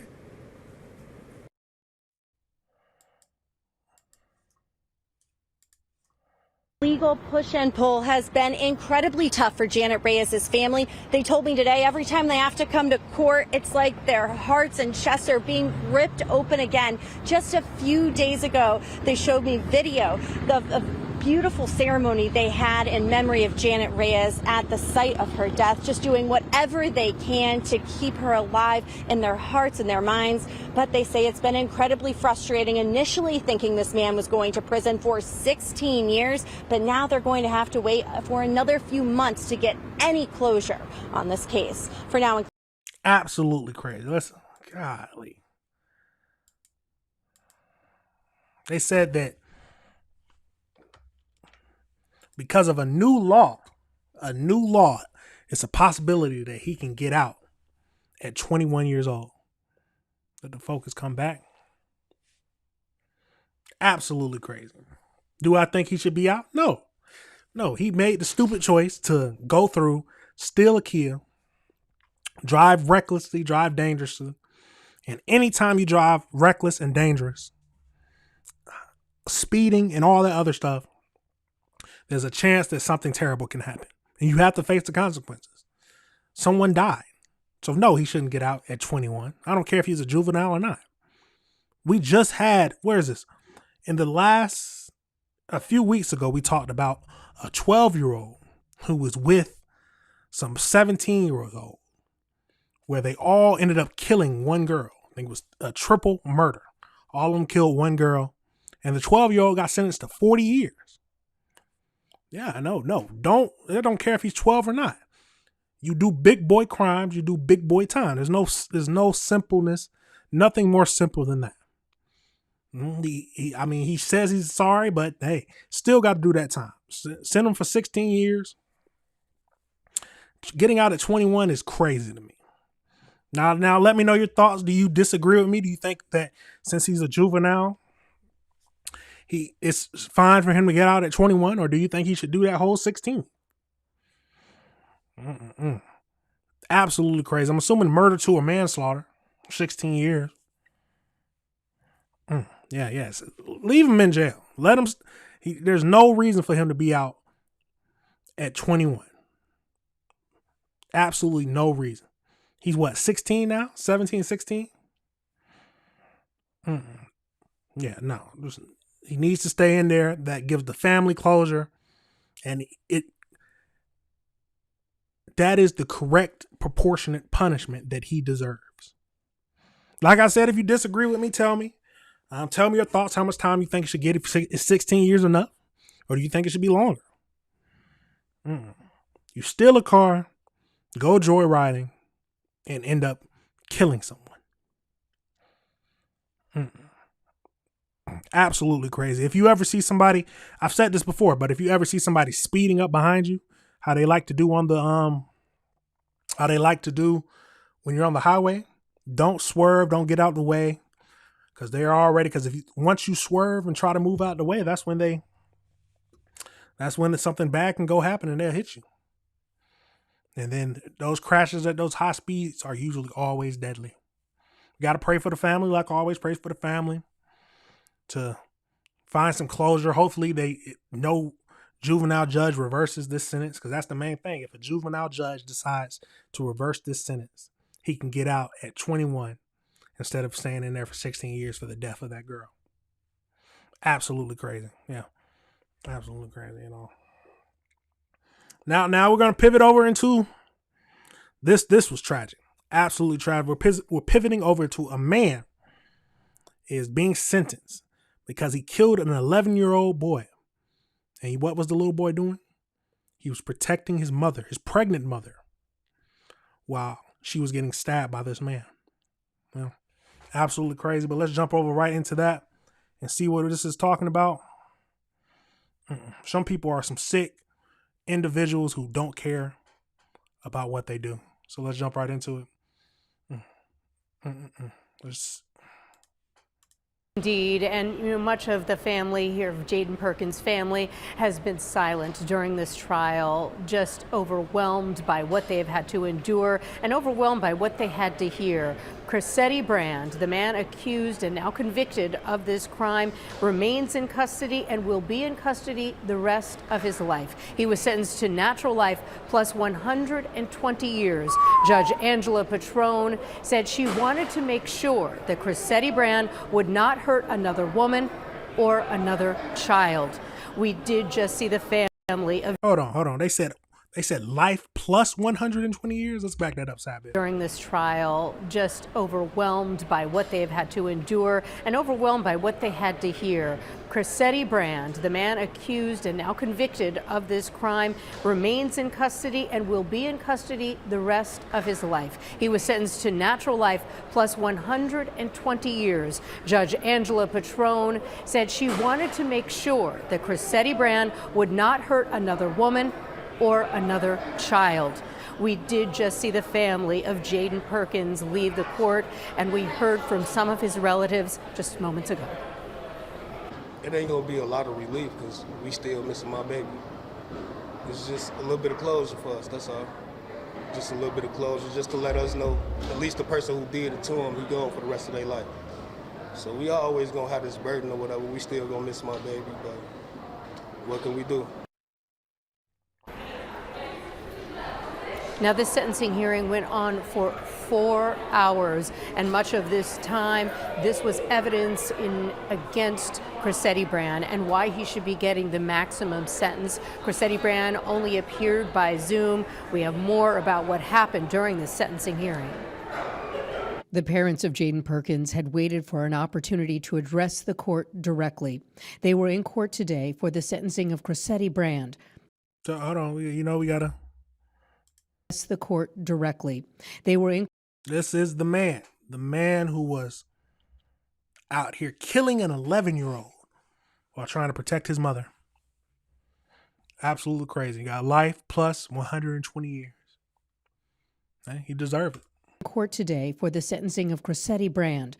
Brand was convicted in June of murdering 11-year-old Jaden. Back in March 2024, Jaden had tried to help his pregnant mother who was being stabbed by Brand. Brand had been released from jail the day before the attack. That all happened in front of Jaden's 5-year-old brother. A prosecutor in the case told the judge this was an act of rage, jealousy, and violence. Brand... Oh, that's crazy. There's no way he was released the day before. And he goes through and starts to stab a pregnant woman in front of her children. And then when the little boy tries to jump in and stop him, he ends up dying. Absolutely. The judge, this was an act of rage, jealousy, and violence. Brand refused to come to court today and attended via Zoom. Yeah, I like he objected that's frequently honest. During the sentencing hearing, as he had during the trial, and has refused an attorney and is representing himself. Today, all of his objections were overruled. Lateria Smith was Jaden's mother. She was stabbed 15 times and survived. In a victim impact statement, Smith told the court, "The pain I have to live with the rest of my life. You destroyed my life." Jaden's father also made a statement. Christopher Perkins said, "You shouldn't have touched my baby," and went on to say, "You're going to pay for what you did. You think it's over this court date?" The judge stopped his statement as the judge deemed it threatening and asked Jaden's father to leave court. Christopher Perkins could be heard crying in a hallway outside of the courtroom. Perkins was allowed to return to court and apologize to the judge. Understandable. Now, throughout the trial and today's hearing, there were a lot of emotions. Certainly the family of Jaden Perkins were mainly in the gallery, and as I mentioned, you could hear his father in the hallway there. But there was a moment where they showed pictures of Jaden when he was dancing and singing, and that was just too much for his mother. She really just collapsed into her relative's arms. I will say that Chrisetti Brand, when given an opportunity to speak, said this: "I can't say nothing, boo. I'm at peace. I'll take it up with appeals." So that's how he addressed the judge. Oh, And yeah, that's nah, pretty much yeah, how he he had to be in was jail during for the the whole rest of his time of this trial and during the sentencing hearing. After that, he disconnected from the Zoom and did not hear his sentence. You will likely hear it from someone else at this point. And while we heard from the uncle of Jaden Perkins, that Jaden Perkins, this 11-year-old that had such a bright future, saved his mother and his unborn brother, but he also saved his 5-year-old brother who witnessed all of this. The mother has told us that they all have been getting counseling, but certainly they will never move past this, and Jaden is always on their minds, but perhaps the burden is a little less not having to come to court and have to relive those moments of last year. Absolutely crazy. Absolutely crazy. I was, Just nothing is just too much for his mother. She really was well outside and via the adult. There he is. There he is. We got to pull up his picture again. This man is a horrible human being. He said he basically brushed it off and said, "Hey, I'll take it up with appeals." Yeah. He had to stay in jail for the rest of his life, plus 120 years. What did I say before? After he dies, put his ashes in the jail too. Absolutely crazy. I want to know if the mother's child, the baby in the belly, survived. Godly, people are absolutely sick. Absolutely sick. What was his motives behind this? They mentioned jealousy. Was he jealous? Golly. And I still can't get over that he was released the day before. Released the day before and committed this horrible crime. Some people just don't like to be free. Some people don't like to be out here with regular civilians. No. I can completely understand the anger in the father's, what he was talking about. He said, yeah, it ain't over with the court date. He did apologize. He's got a cool head on his shoulders. He apologized to the judge.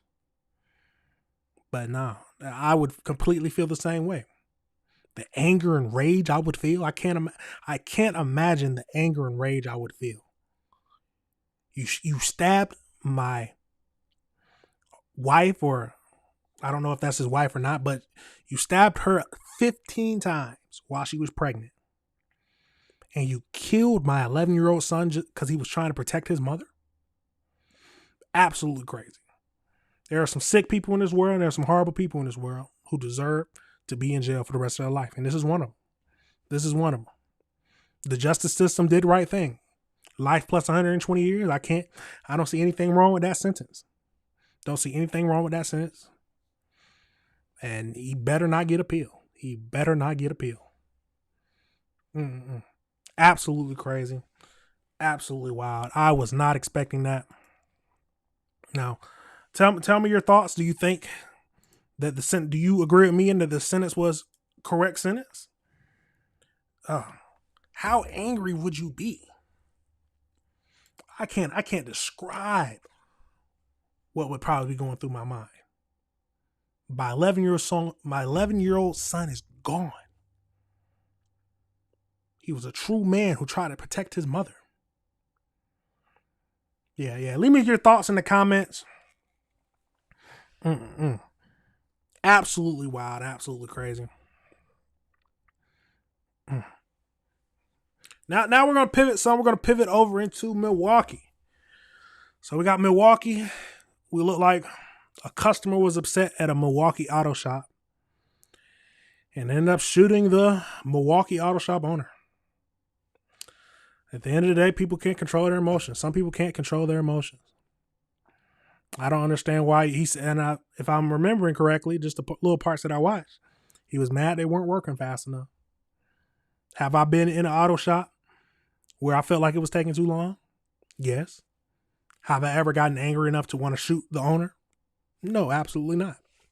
But let's jump right over into it so we can get the full picture of everything that's happening and see what it's talking about. car leaves an auto shop owner seriously injured. Investigators say he was upset about the car when he started shooting. Fox 6's Ashley Sears with the disturbing video and why the victim's family says the customer became so unhinged. A warning, what you're about to see is graphic and it might be disturbing to some viewers. At Divine Auto Shop, employees are used to doing quick repairs. When a customer walked in last Friday asking about his Kia Soul, they never expected any of this. Family tells Fox 6 the car was brought in for a steering column repair the day before. They say the man became upset they weren't working fast enough. The customer is seen shoving the shop owner. When he walks toward him, the customer pulls out a gun and starts shooting at point-blank range. Even firing at the victim while he's on the ground, continuing to shoot as he runs from the scene. The victim's family drove him to the hospital after they say he was shot 8 times with injuries to his arm, shoulder, and stomach. He's needed 3 surgeries. The suspect was arrested on Monday. Days later, bullet holes remain in the windshields of the cars. We got to back that up. Come on now. That was crazy. Let's back it up and watch that through again. And it might be disturbing to some viewers. At Divine Auto Shop, employees are used to doing quick repairs. When a customer walked in last Friday asking about his Kia Soul, they never expected any of this. Family tells Fox 6 the car was brought in for a steering column repair the day before. They say the man became upset they weren't working fast enough. The customer is seen shoving the shop owner. When he walks toward him, the customer pulls out a gun and starts shooting at point-blank range. Boom. Absolutely crazy. Even firing at the victim while he's on the ground, continuing to shoot as he runs from the scene. The victim's family drove him to the hospital after they say he was shot 8 times with injuries to his arm, shoulder, and stomach. He's needed 3 surgeries. The suspect was arrested on Monday. Days later, bullet holes remain in the windshields of the cars in the lot. A family whose faith is written in the name of the business says it was the grace of God. Their loved one is still alive. So you mean to tell me they not working fast enough? You push him, and when he gets mad that you touched him, you go up and get shot. You go up and shoot him. 8 times while he's on the ground? Yeah, that's absolutely crazy. Absolute crazy. People don't want to fight nowadays. You pushed him. So obviously, logically speaking, a fight is going to break out. So instead of fighting, you go through and pull out your pistol and start shooting him. And then you even shoot him while he's on the ground screaming for pain. And shooting while running away. What is happening with the world?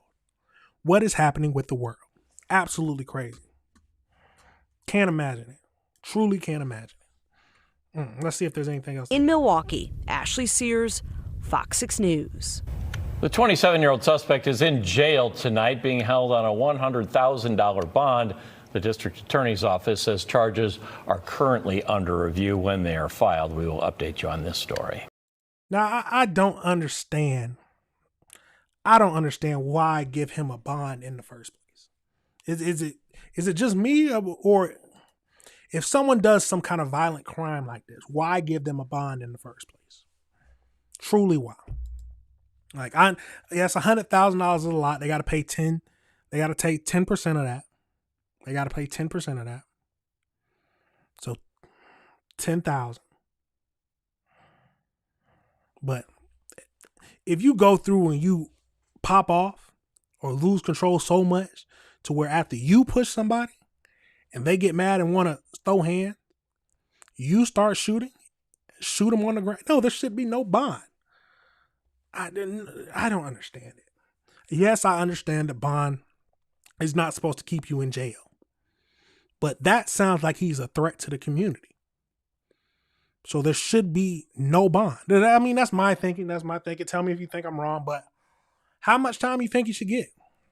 You ain't kill him, but he definitely deserves some time. Probably even gets, attempted murder? Yeah, I could see attempted murder charges. because you shot him eight times while on the ground. Nah, yeah. Attempted murder. Give him 16 years. I don't know how much attempted murder charges is. Yeah, what he needs to be an old man when he get out. Simple as that. Old man, or when he's or if he gets out before he's an old man, be on probation for the rest of his life, to where one mistake sends him back to jail. Absolutely crazy. Absolutely crazy. Tell me your thoughts on that. People do not know how to control their emotions. That simply looks like somebody who does not know how to control their emotions. And these are the people who you have to be the most on point for. You got to keep your head on a swivel, because one wrong mistake, one thing that you could say to somebody could make them pop off. And the shop owner didn't even start it. The customer started yelling and pushed the shop owner. And when the shop owner was like, "Oh no, you ain't gonna push me like that," you pull out a gun and shoot him quick, very quickly. Absolutely crazy. Absolutely crazy. This man should be in jail until he's old. He didn't kill nobody, but he got to be in jail till he's old. I'm not gonna do the whole. Not life, but definitely got to be in there until he's old. Now, if you disagree with what I said, tell me. But that's absolutely wild. Absolutely wild.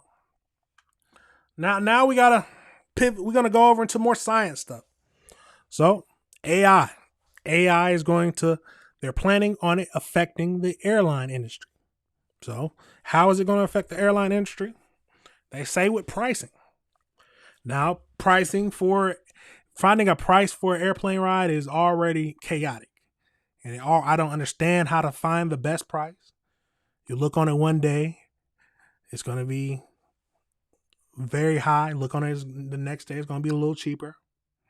Then it might jump back up. It's going to be fluctuating. But they're trying to do an AI pricing to help. They say to help pricing, but at the end of the day, it's just going to make it more confusing. So let's jump over into that and see what's going to happen. And let's jump right into it.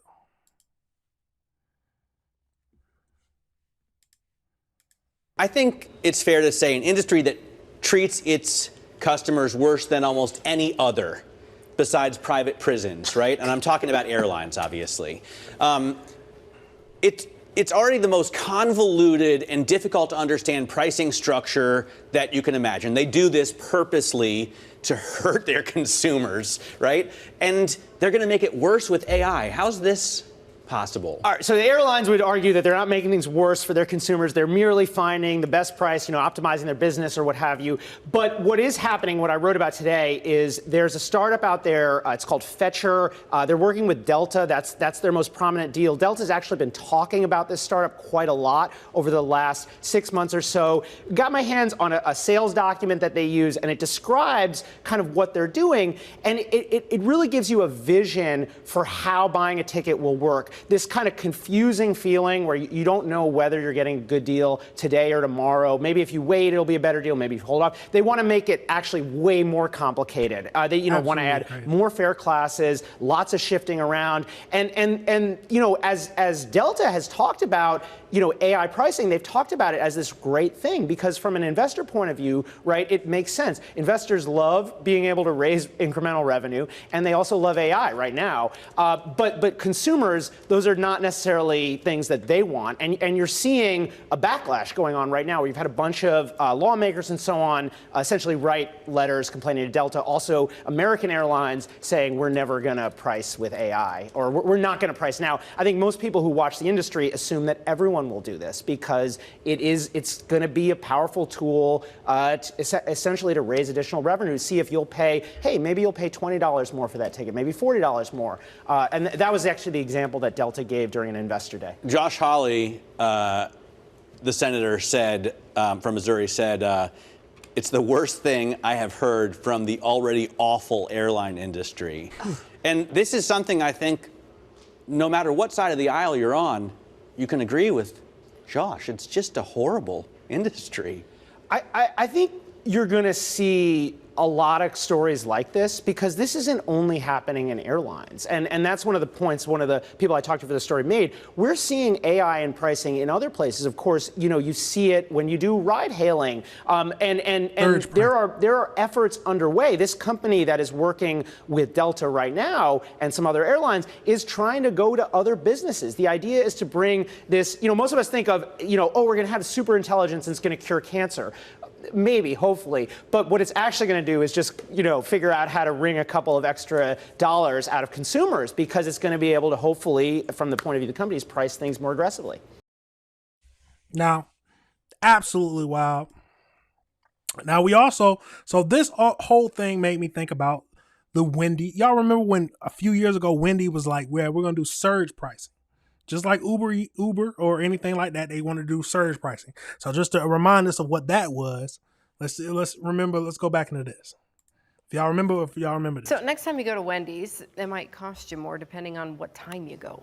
The fast food chain is going to start testing out Uber-like surge charging in 2025, meaning at busier times, menu items may cost you a bit more. The chain also rolled out Wendy's Fresh AI drive-thru in several restaurants, which uses generative AI to take orders. Part of the surge pricing has to do with the $20 million cost of the new menu boards and technology. So basically, we are paying for their upgrades. I didn't ask for that. I didn't either. I didn't ask for AI upgrades.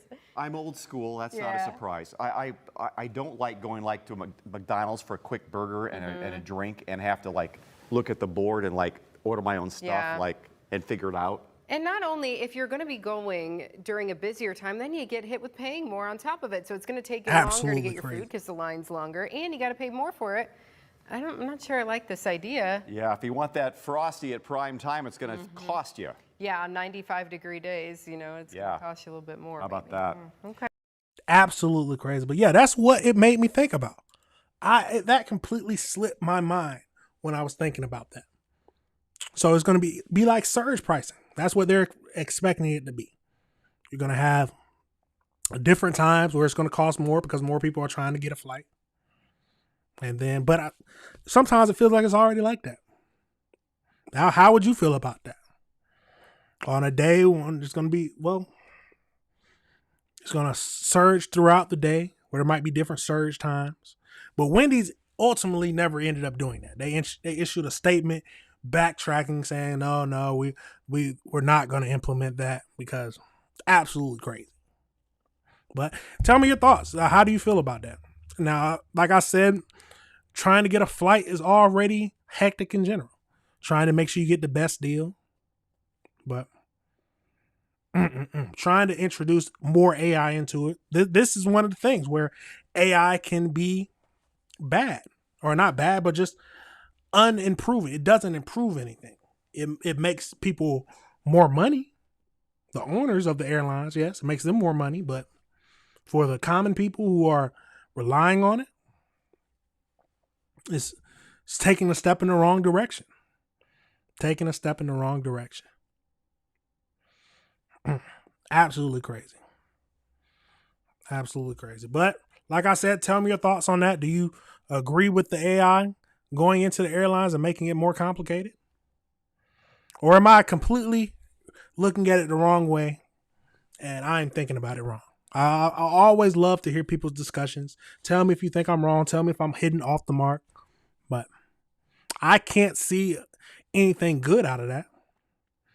Now, if it's a system where, I don't know, maybe we're going through and it tells you the right time to book a trip to get the cheapest price. You can probably find those. They probably already have that out now. That is how, if AI makes it cheaper for the customer, I like that. I like that. I don't want AI just to be implemented to make the owners more money. It needs to be implemented to help the customers. Either improve it to make it where it's less hectic, or helps it to where it saves us money somehow. But how will you truly know if it's saving you money? It's like the Black Friday thing. They'll say it was costing more before you checked out. You know how that was a crazy scandal, or not scandal, but that was crazy. Yeah, instead of it being $20 regularly throughout the year, they say that it was $25, and they knock it down back to $20, saying that it's Black Friday deal. So that went absolutely crazy. But I had to talk about that because AI is going to be a big part of our life, and we need to see everything that it's going to be implemented in and see how it's going to affect us. But like I said, let me know your thoughts and tell me if I'm hitting off the mark. All right. Now, this for all the parents of got some bad kids out there, this is for you. So we're gonna pivot over now. Town or state? We gotta go into the video, but they're thinking about either fining or charging parents for the bad behavior of their kids. Yes, I said it right. They're thinking about charging or fining parents if their children are not well behaved. Now, what do they mean by not well behaved? We'll get right into that and see what it's talking about. But hey, some of these parents need to take responsibility for their kids because some of these kids are out of control. So let's jump right into it and see what it's talking about. Parents now on the hook for kid chaos. A new ordinance in a South Jersey town says parents and legal guardians must answer for their child's public disturbances should they fail to stop them from committing certain offenses and mayhem. The consequences are hefty.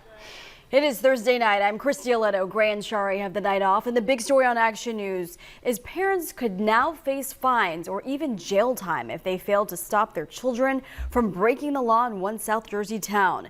It comes in recent response to recent incidents where large groups of unruly teens cause chaos at public events. Action News reporter Leland Pinder is live in Gloucester Township with the details. Leland. Christy, Gloucester Township Day this year was canceled because of what unfolded last year. Officials now introducing this new level of accountability, hoping to crack down on some of that bad behavior. Under a new ordinance in Gloucester Township, parents and guardians of minors involved in public disturbances could face fines or even jail time. These are your children. Had you governed them a certain way, this ordinance wouldn't be necessary. The new law is in response to incidents of youth misbehavior, including at last year's Gloucester Township Day, where fights broke out and hundreds of teens caused chaos at Veterans Park and a nearby shopping center. As a parent, I think it's absolutely necessary. While some support the move, others oppose it, saying the law could cause hardship for some families. That may put the parent in a situation to either lose their job or lose finances. Let it go through the course the way it usually does. In a statement to Action News, Gloucester Township Police. I mean, I don't want to stop it too much, but that's already, he said that's already what's happening. Do I think it could cause some problems? Yes. But if your kid isn't listening to you already and he's still going out and doing this, well, that's the question. That is a good question. If your kid is already not listening to you and he's not doing it, do they have an option to turn him in? But most parents aren't going to turn in their kids. Like if he's committing crimes, vandalism, disturbances, and they turn him in, is that if they call the police on them, does that get them where it's not affecting them no more, or do they have to control their kids no matter what? I don't know, but let's keep going into this. Said each incident is still and always will be handled on a case-by-case basis, taking into account the specific situation and the totality of circumstances. Similar chaos has erupted at events statewide in towns like Seaside Heights and Mays Landing this year. In June, New Jersey Governor Phil Murphy signed the public brawl law into state code. It allows authorities to charge anyone who starts a brawl. People hope new measures locally and statewide will make a difference. I have 4 kids, and my youngest, she can't experience like that fun stuff that we have in town because of, other kids acting out. And this new ordinance here in Gloucester Township lists 28 offenses ranging from felonies to minor infractions like loitering or breaking curfew. Now, if a child is found guilty in juvenile court repeatedly, well, that's when a parent or guardian could face 90 days in jail. Wow. Live here in Gloucester Township, Leland Pender for Action News at 10 on PHL. Absolutely crazy. They said if repeated offenses, if they repeatedly are charged with different offenses in the juvenile court, then a parent can face up to 90 days, depending on how bad it is. Now, there are some questions. If the parent is turning the kids in, saying that my kid just did this, because there's only so much you can do. There's only so much you can do. The main thing is you have to. I think you have to properly raise the children from a young age. You need to have a masculine figure and a feminine figure in there to properly raise the children from birth to raise them up, or a young age. That way you can distill values in them and guidance. But here's a question. Is it the parents' fault if the kids grow up to be bad and to not listen? Did they fail them grow as a parent? Or are some kids just born that way? Born to break the law and born to be delinquents? Or is it all, that's nature versus nurture? That's the simple question about it. Is it they are already born that way and they are fated to be criminals and delinquents? Or is it all strictly about how they were raised? How the time the parents put in to mold them and mold their personality? But can I see it causing some problems? Yes, I can see it causing some problems for parents who already have no control over their children. I just don't understand how they're going to. If the parents already have no control on this and the child is not listening to them, what can they do? Can they just, because they can't kick them out until they're 18 or legally an adult. You have to legally take care of them. What can they do to avoid jail time if their children just don't want to listen to them? Those are the questions. I'm assuming, but they said it's case by case basis, so they might have already thought about that. But I can see problems going out, but I don't like to believe that it's especially raising a productive member of society and raising your kids well, that they will turn out bad. I think that if you raise them correctly, you distill the proper guidance, you discipline them when they're bad, when they're younger, and you distill those in them, they can raise up to be good, productive members of the society. Especially, but it's teens we got to talk about. The teens. Because there's always going to be teens where there are some teens who've done some bad things, not bad things, but just do stupid things as teenagers. But they said, but they did say, so the one saving grace in this is that they said multiple offenses, common offenses, or multiple offenses. The majority of the well-behaved kids that I've known and seen, yes, they've done some stupid things as a teenager, but when they've gotten in trouble, they didn't do it no more. So if it's one time and they learn from their mistakes, then yes. But if someone who constantly is committing crimes, starting brawls, defacing property, and they're constantly getting in trouble, yeah, I mean, the parent did make them. Sounds like to me the parent made a mistake. But hey, if you disagree with what I'm saying, or if you think I'm totally off on the mark, but I think parents need to be in the children's lives so they can make a difference. And I do like to believe that it is the parents who raise the child who makes the greatest impact on them, on how they will grow up especially as teenagers. But like I said, tell me your thoughts. Do you think I'm wrong? Do you think this is just going to cause a total problem and that they are hitting the mark? They are just missing the mark completely on this? Should parents be held responsible if their kids are constantly breaking the law? I think so, yeah.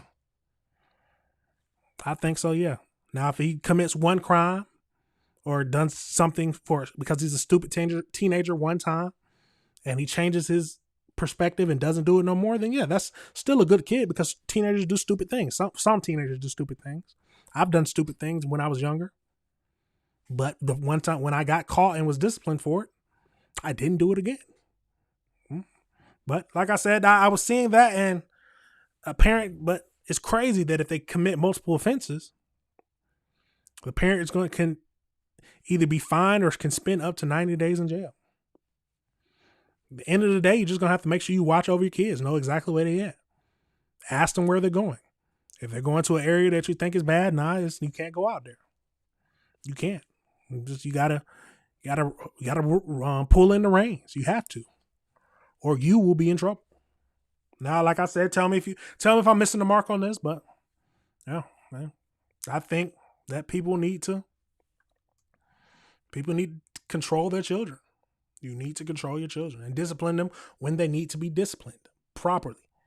I'm not talking about abuse, but I'm talking about discipline. I think a lot of times nowadays people are getting scared that they're abusing their kids. No, sometimes they just need to be disciplined. But like I said, tell me your thoughts. Now this last thing we're going to get into today is a 14-year-old. A 14-year-old was stabbed near Queen School. And they're looking for that suspect who stabbed him now. But let's jump over into that and see what it's talking about.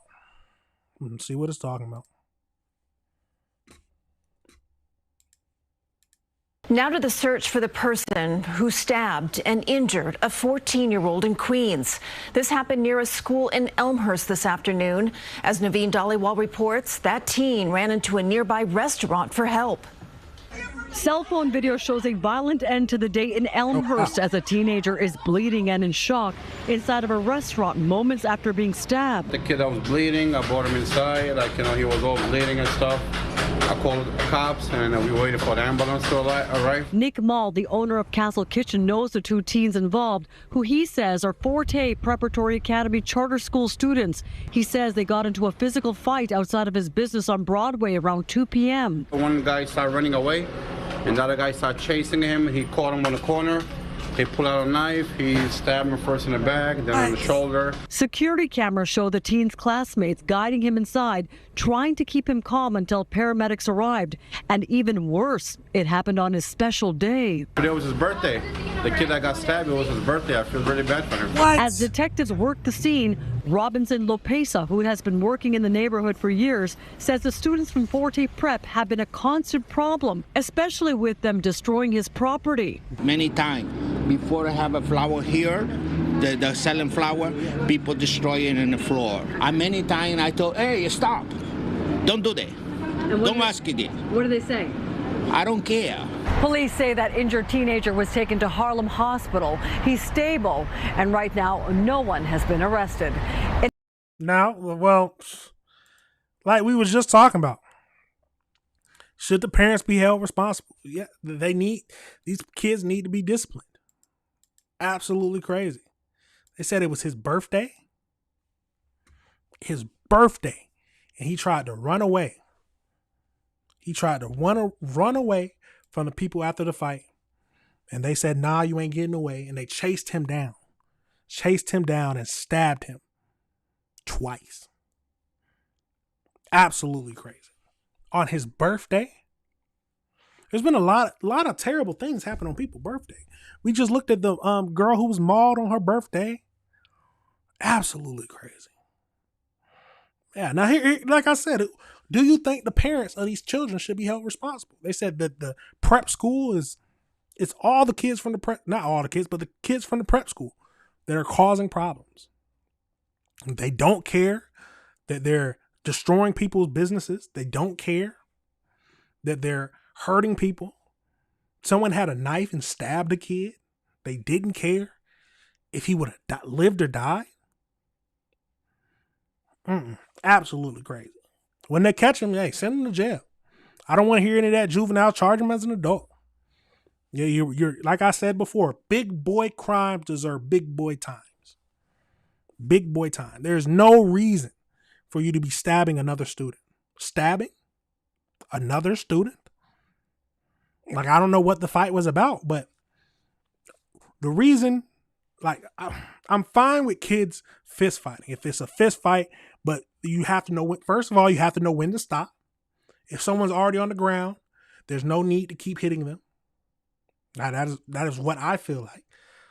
And then if it's a fist fights are fist fights. There's no need to pull out a weapon. There's no need for weapons.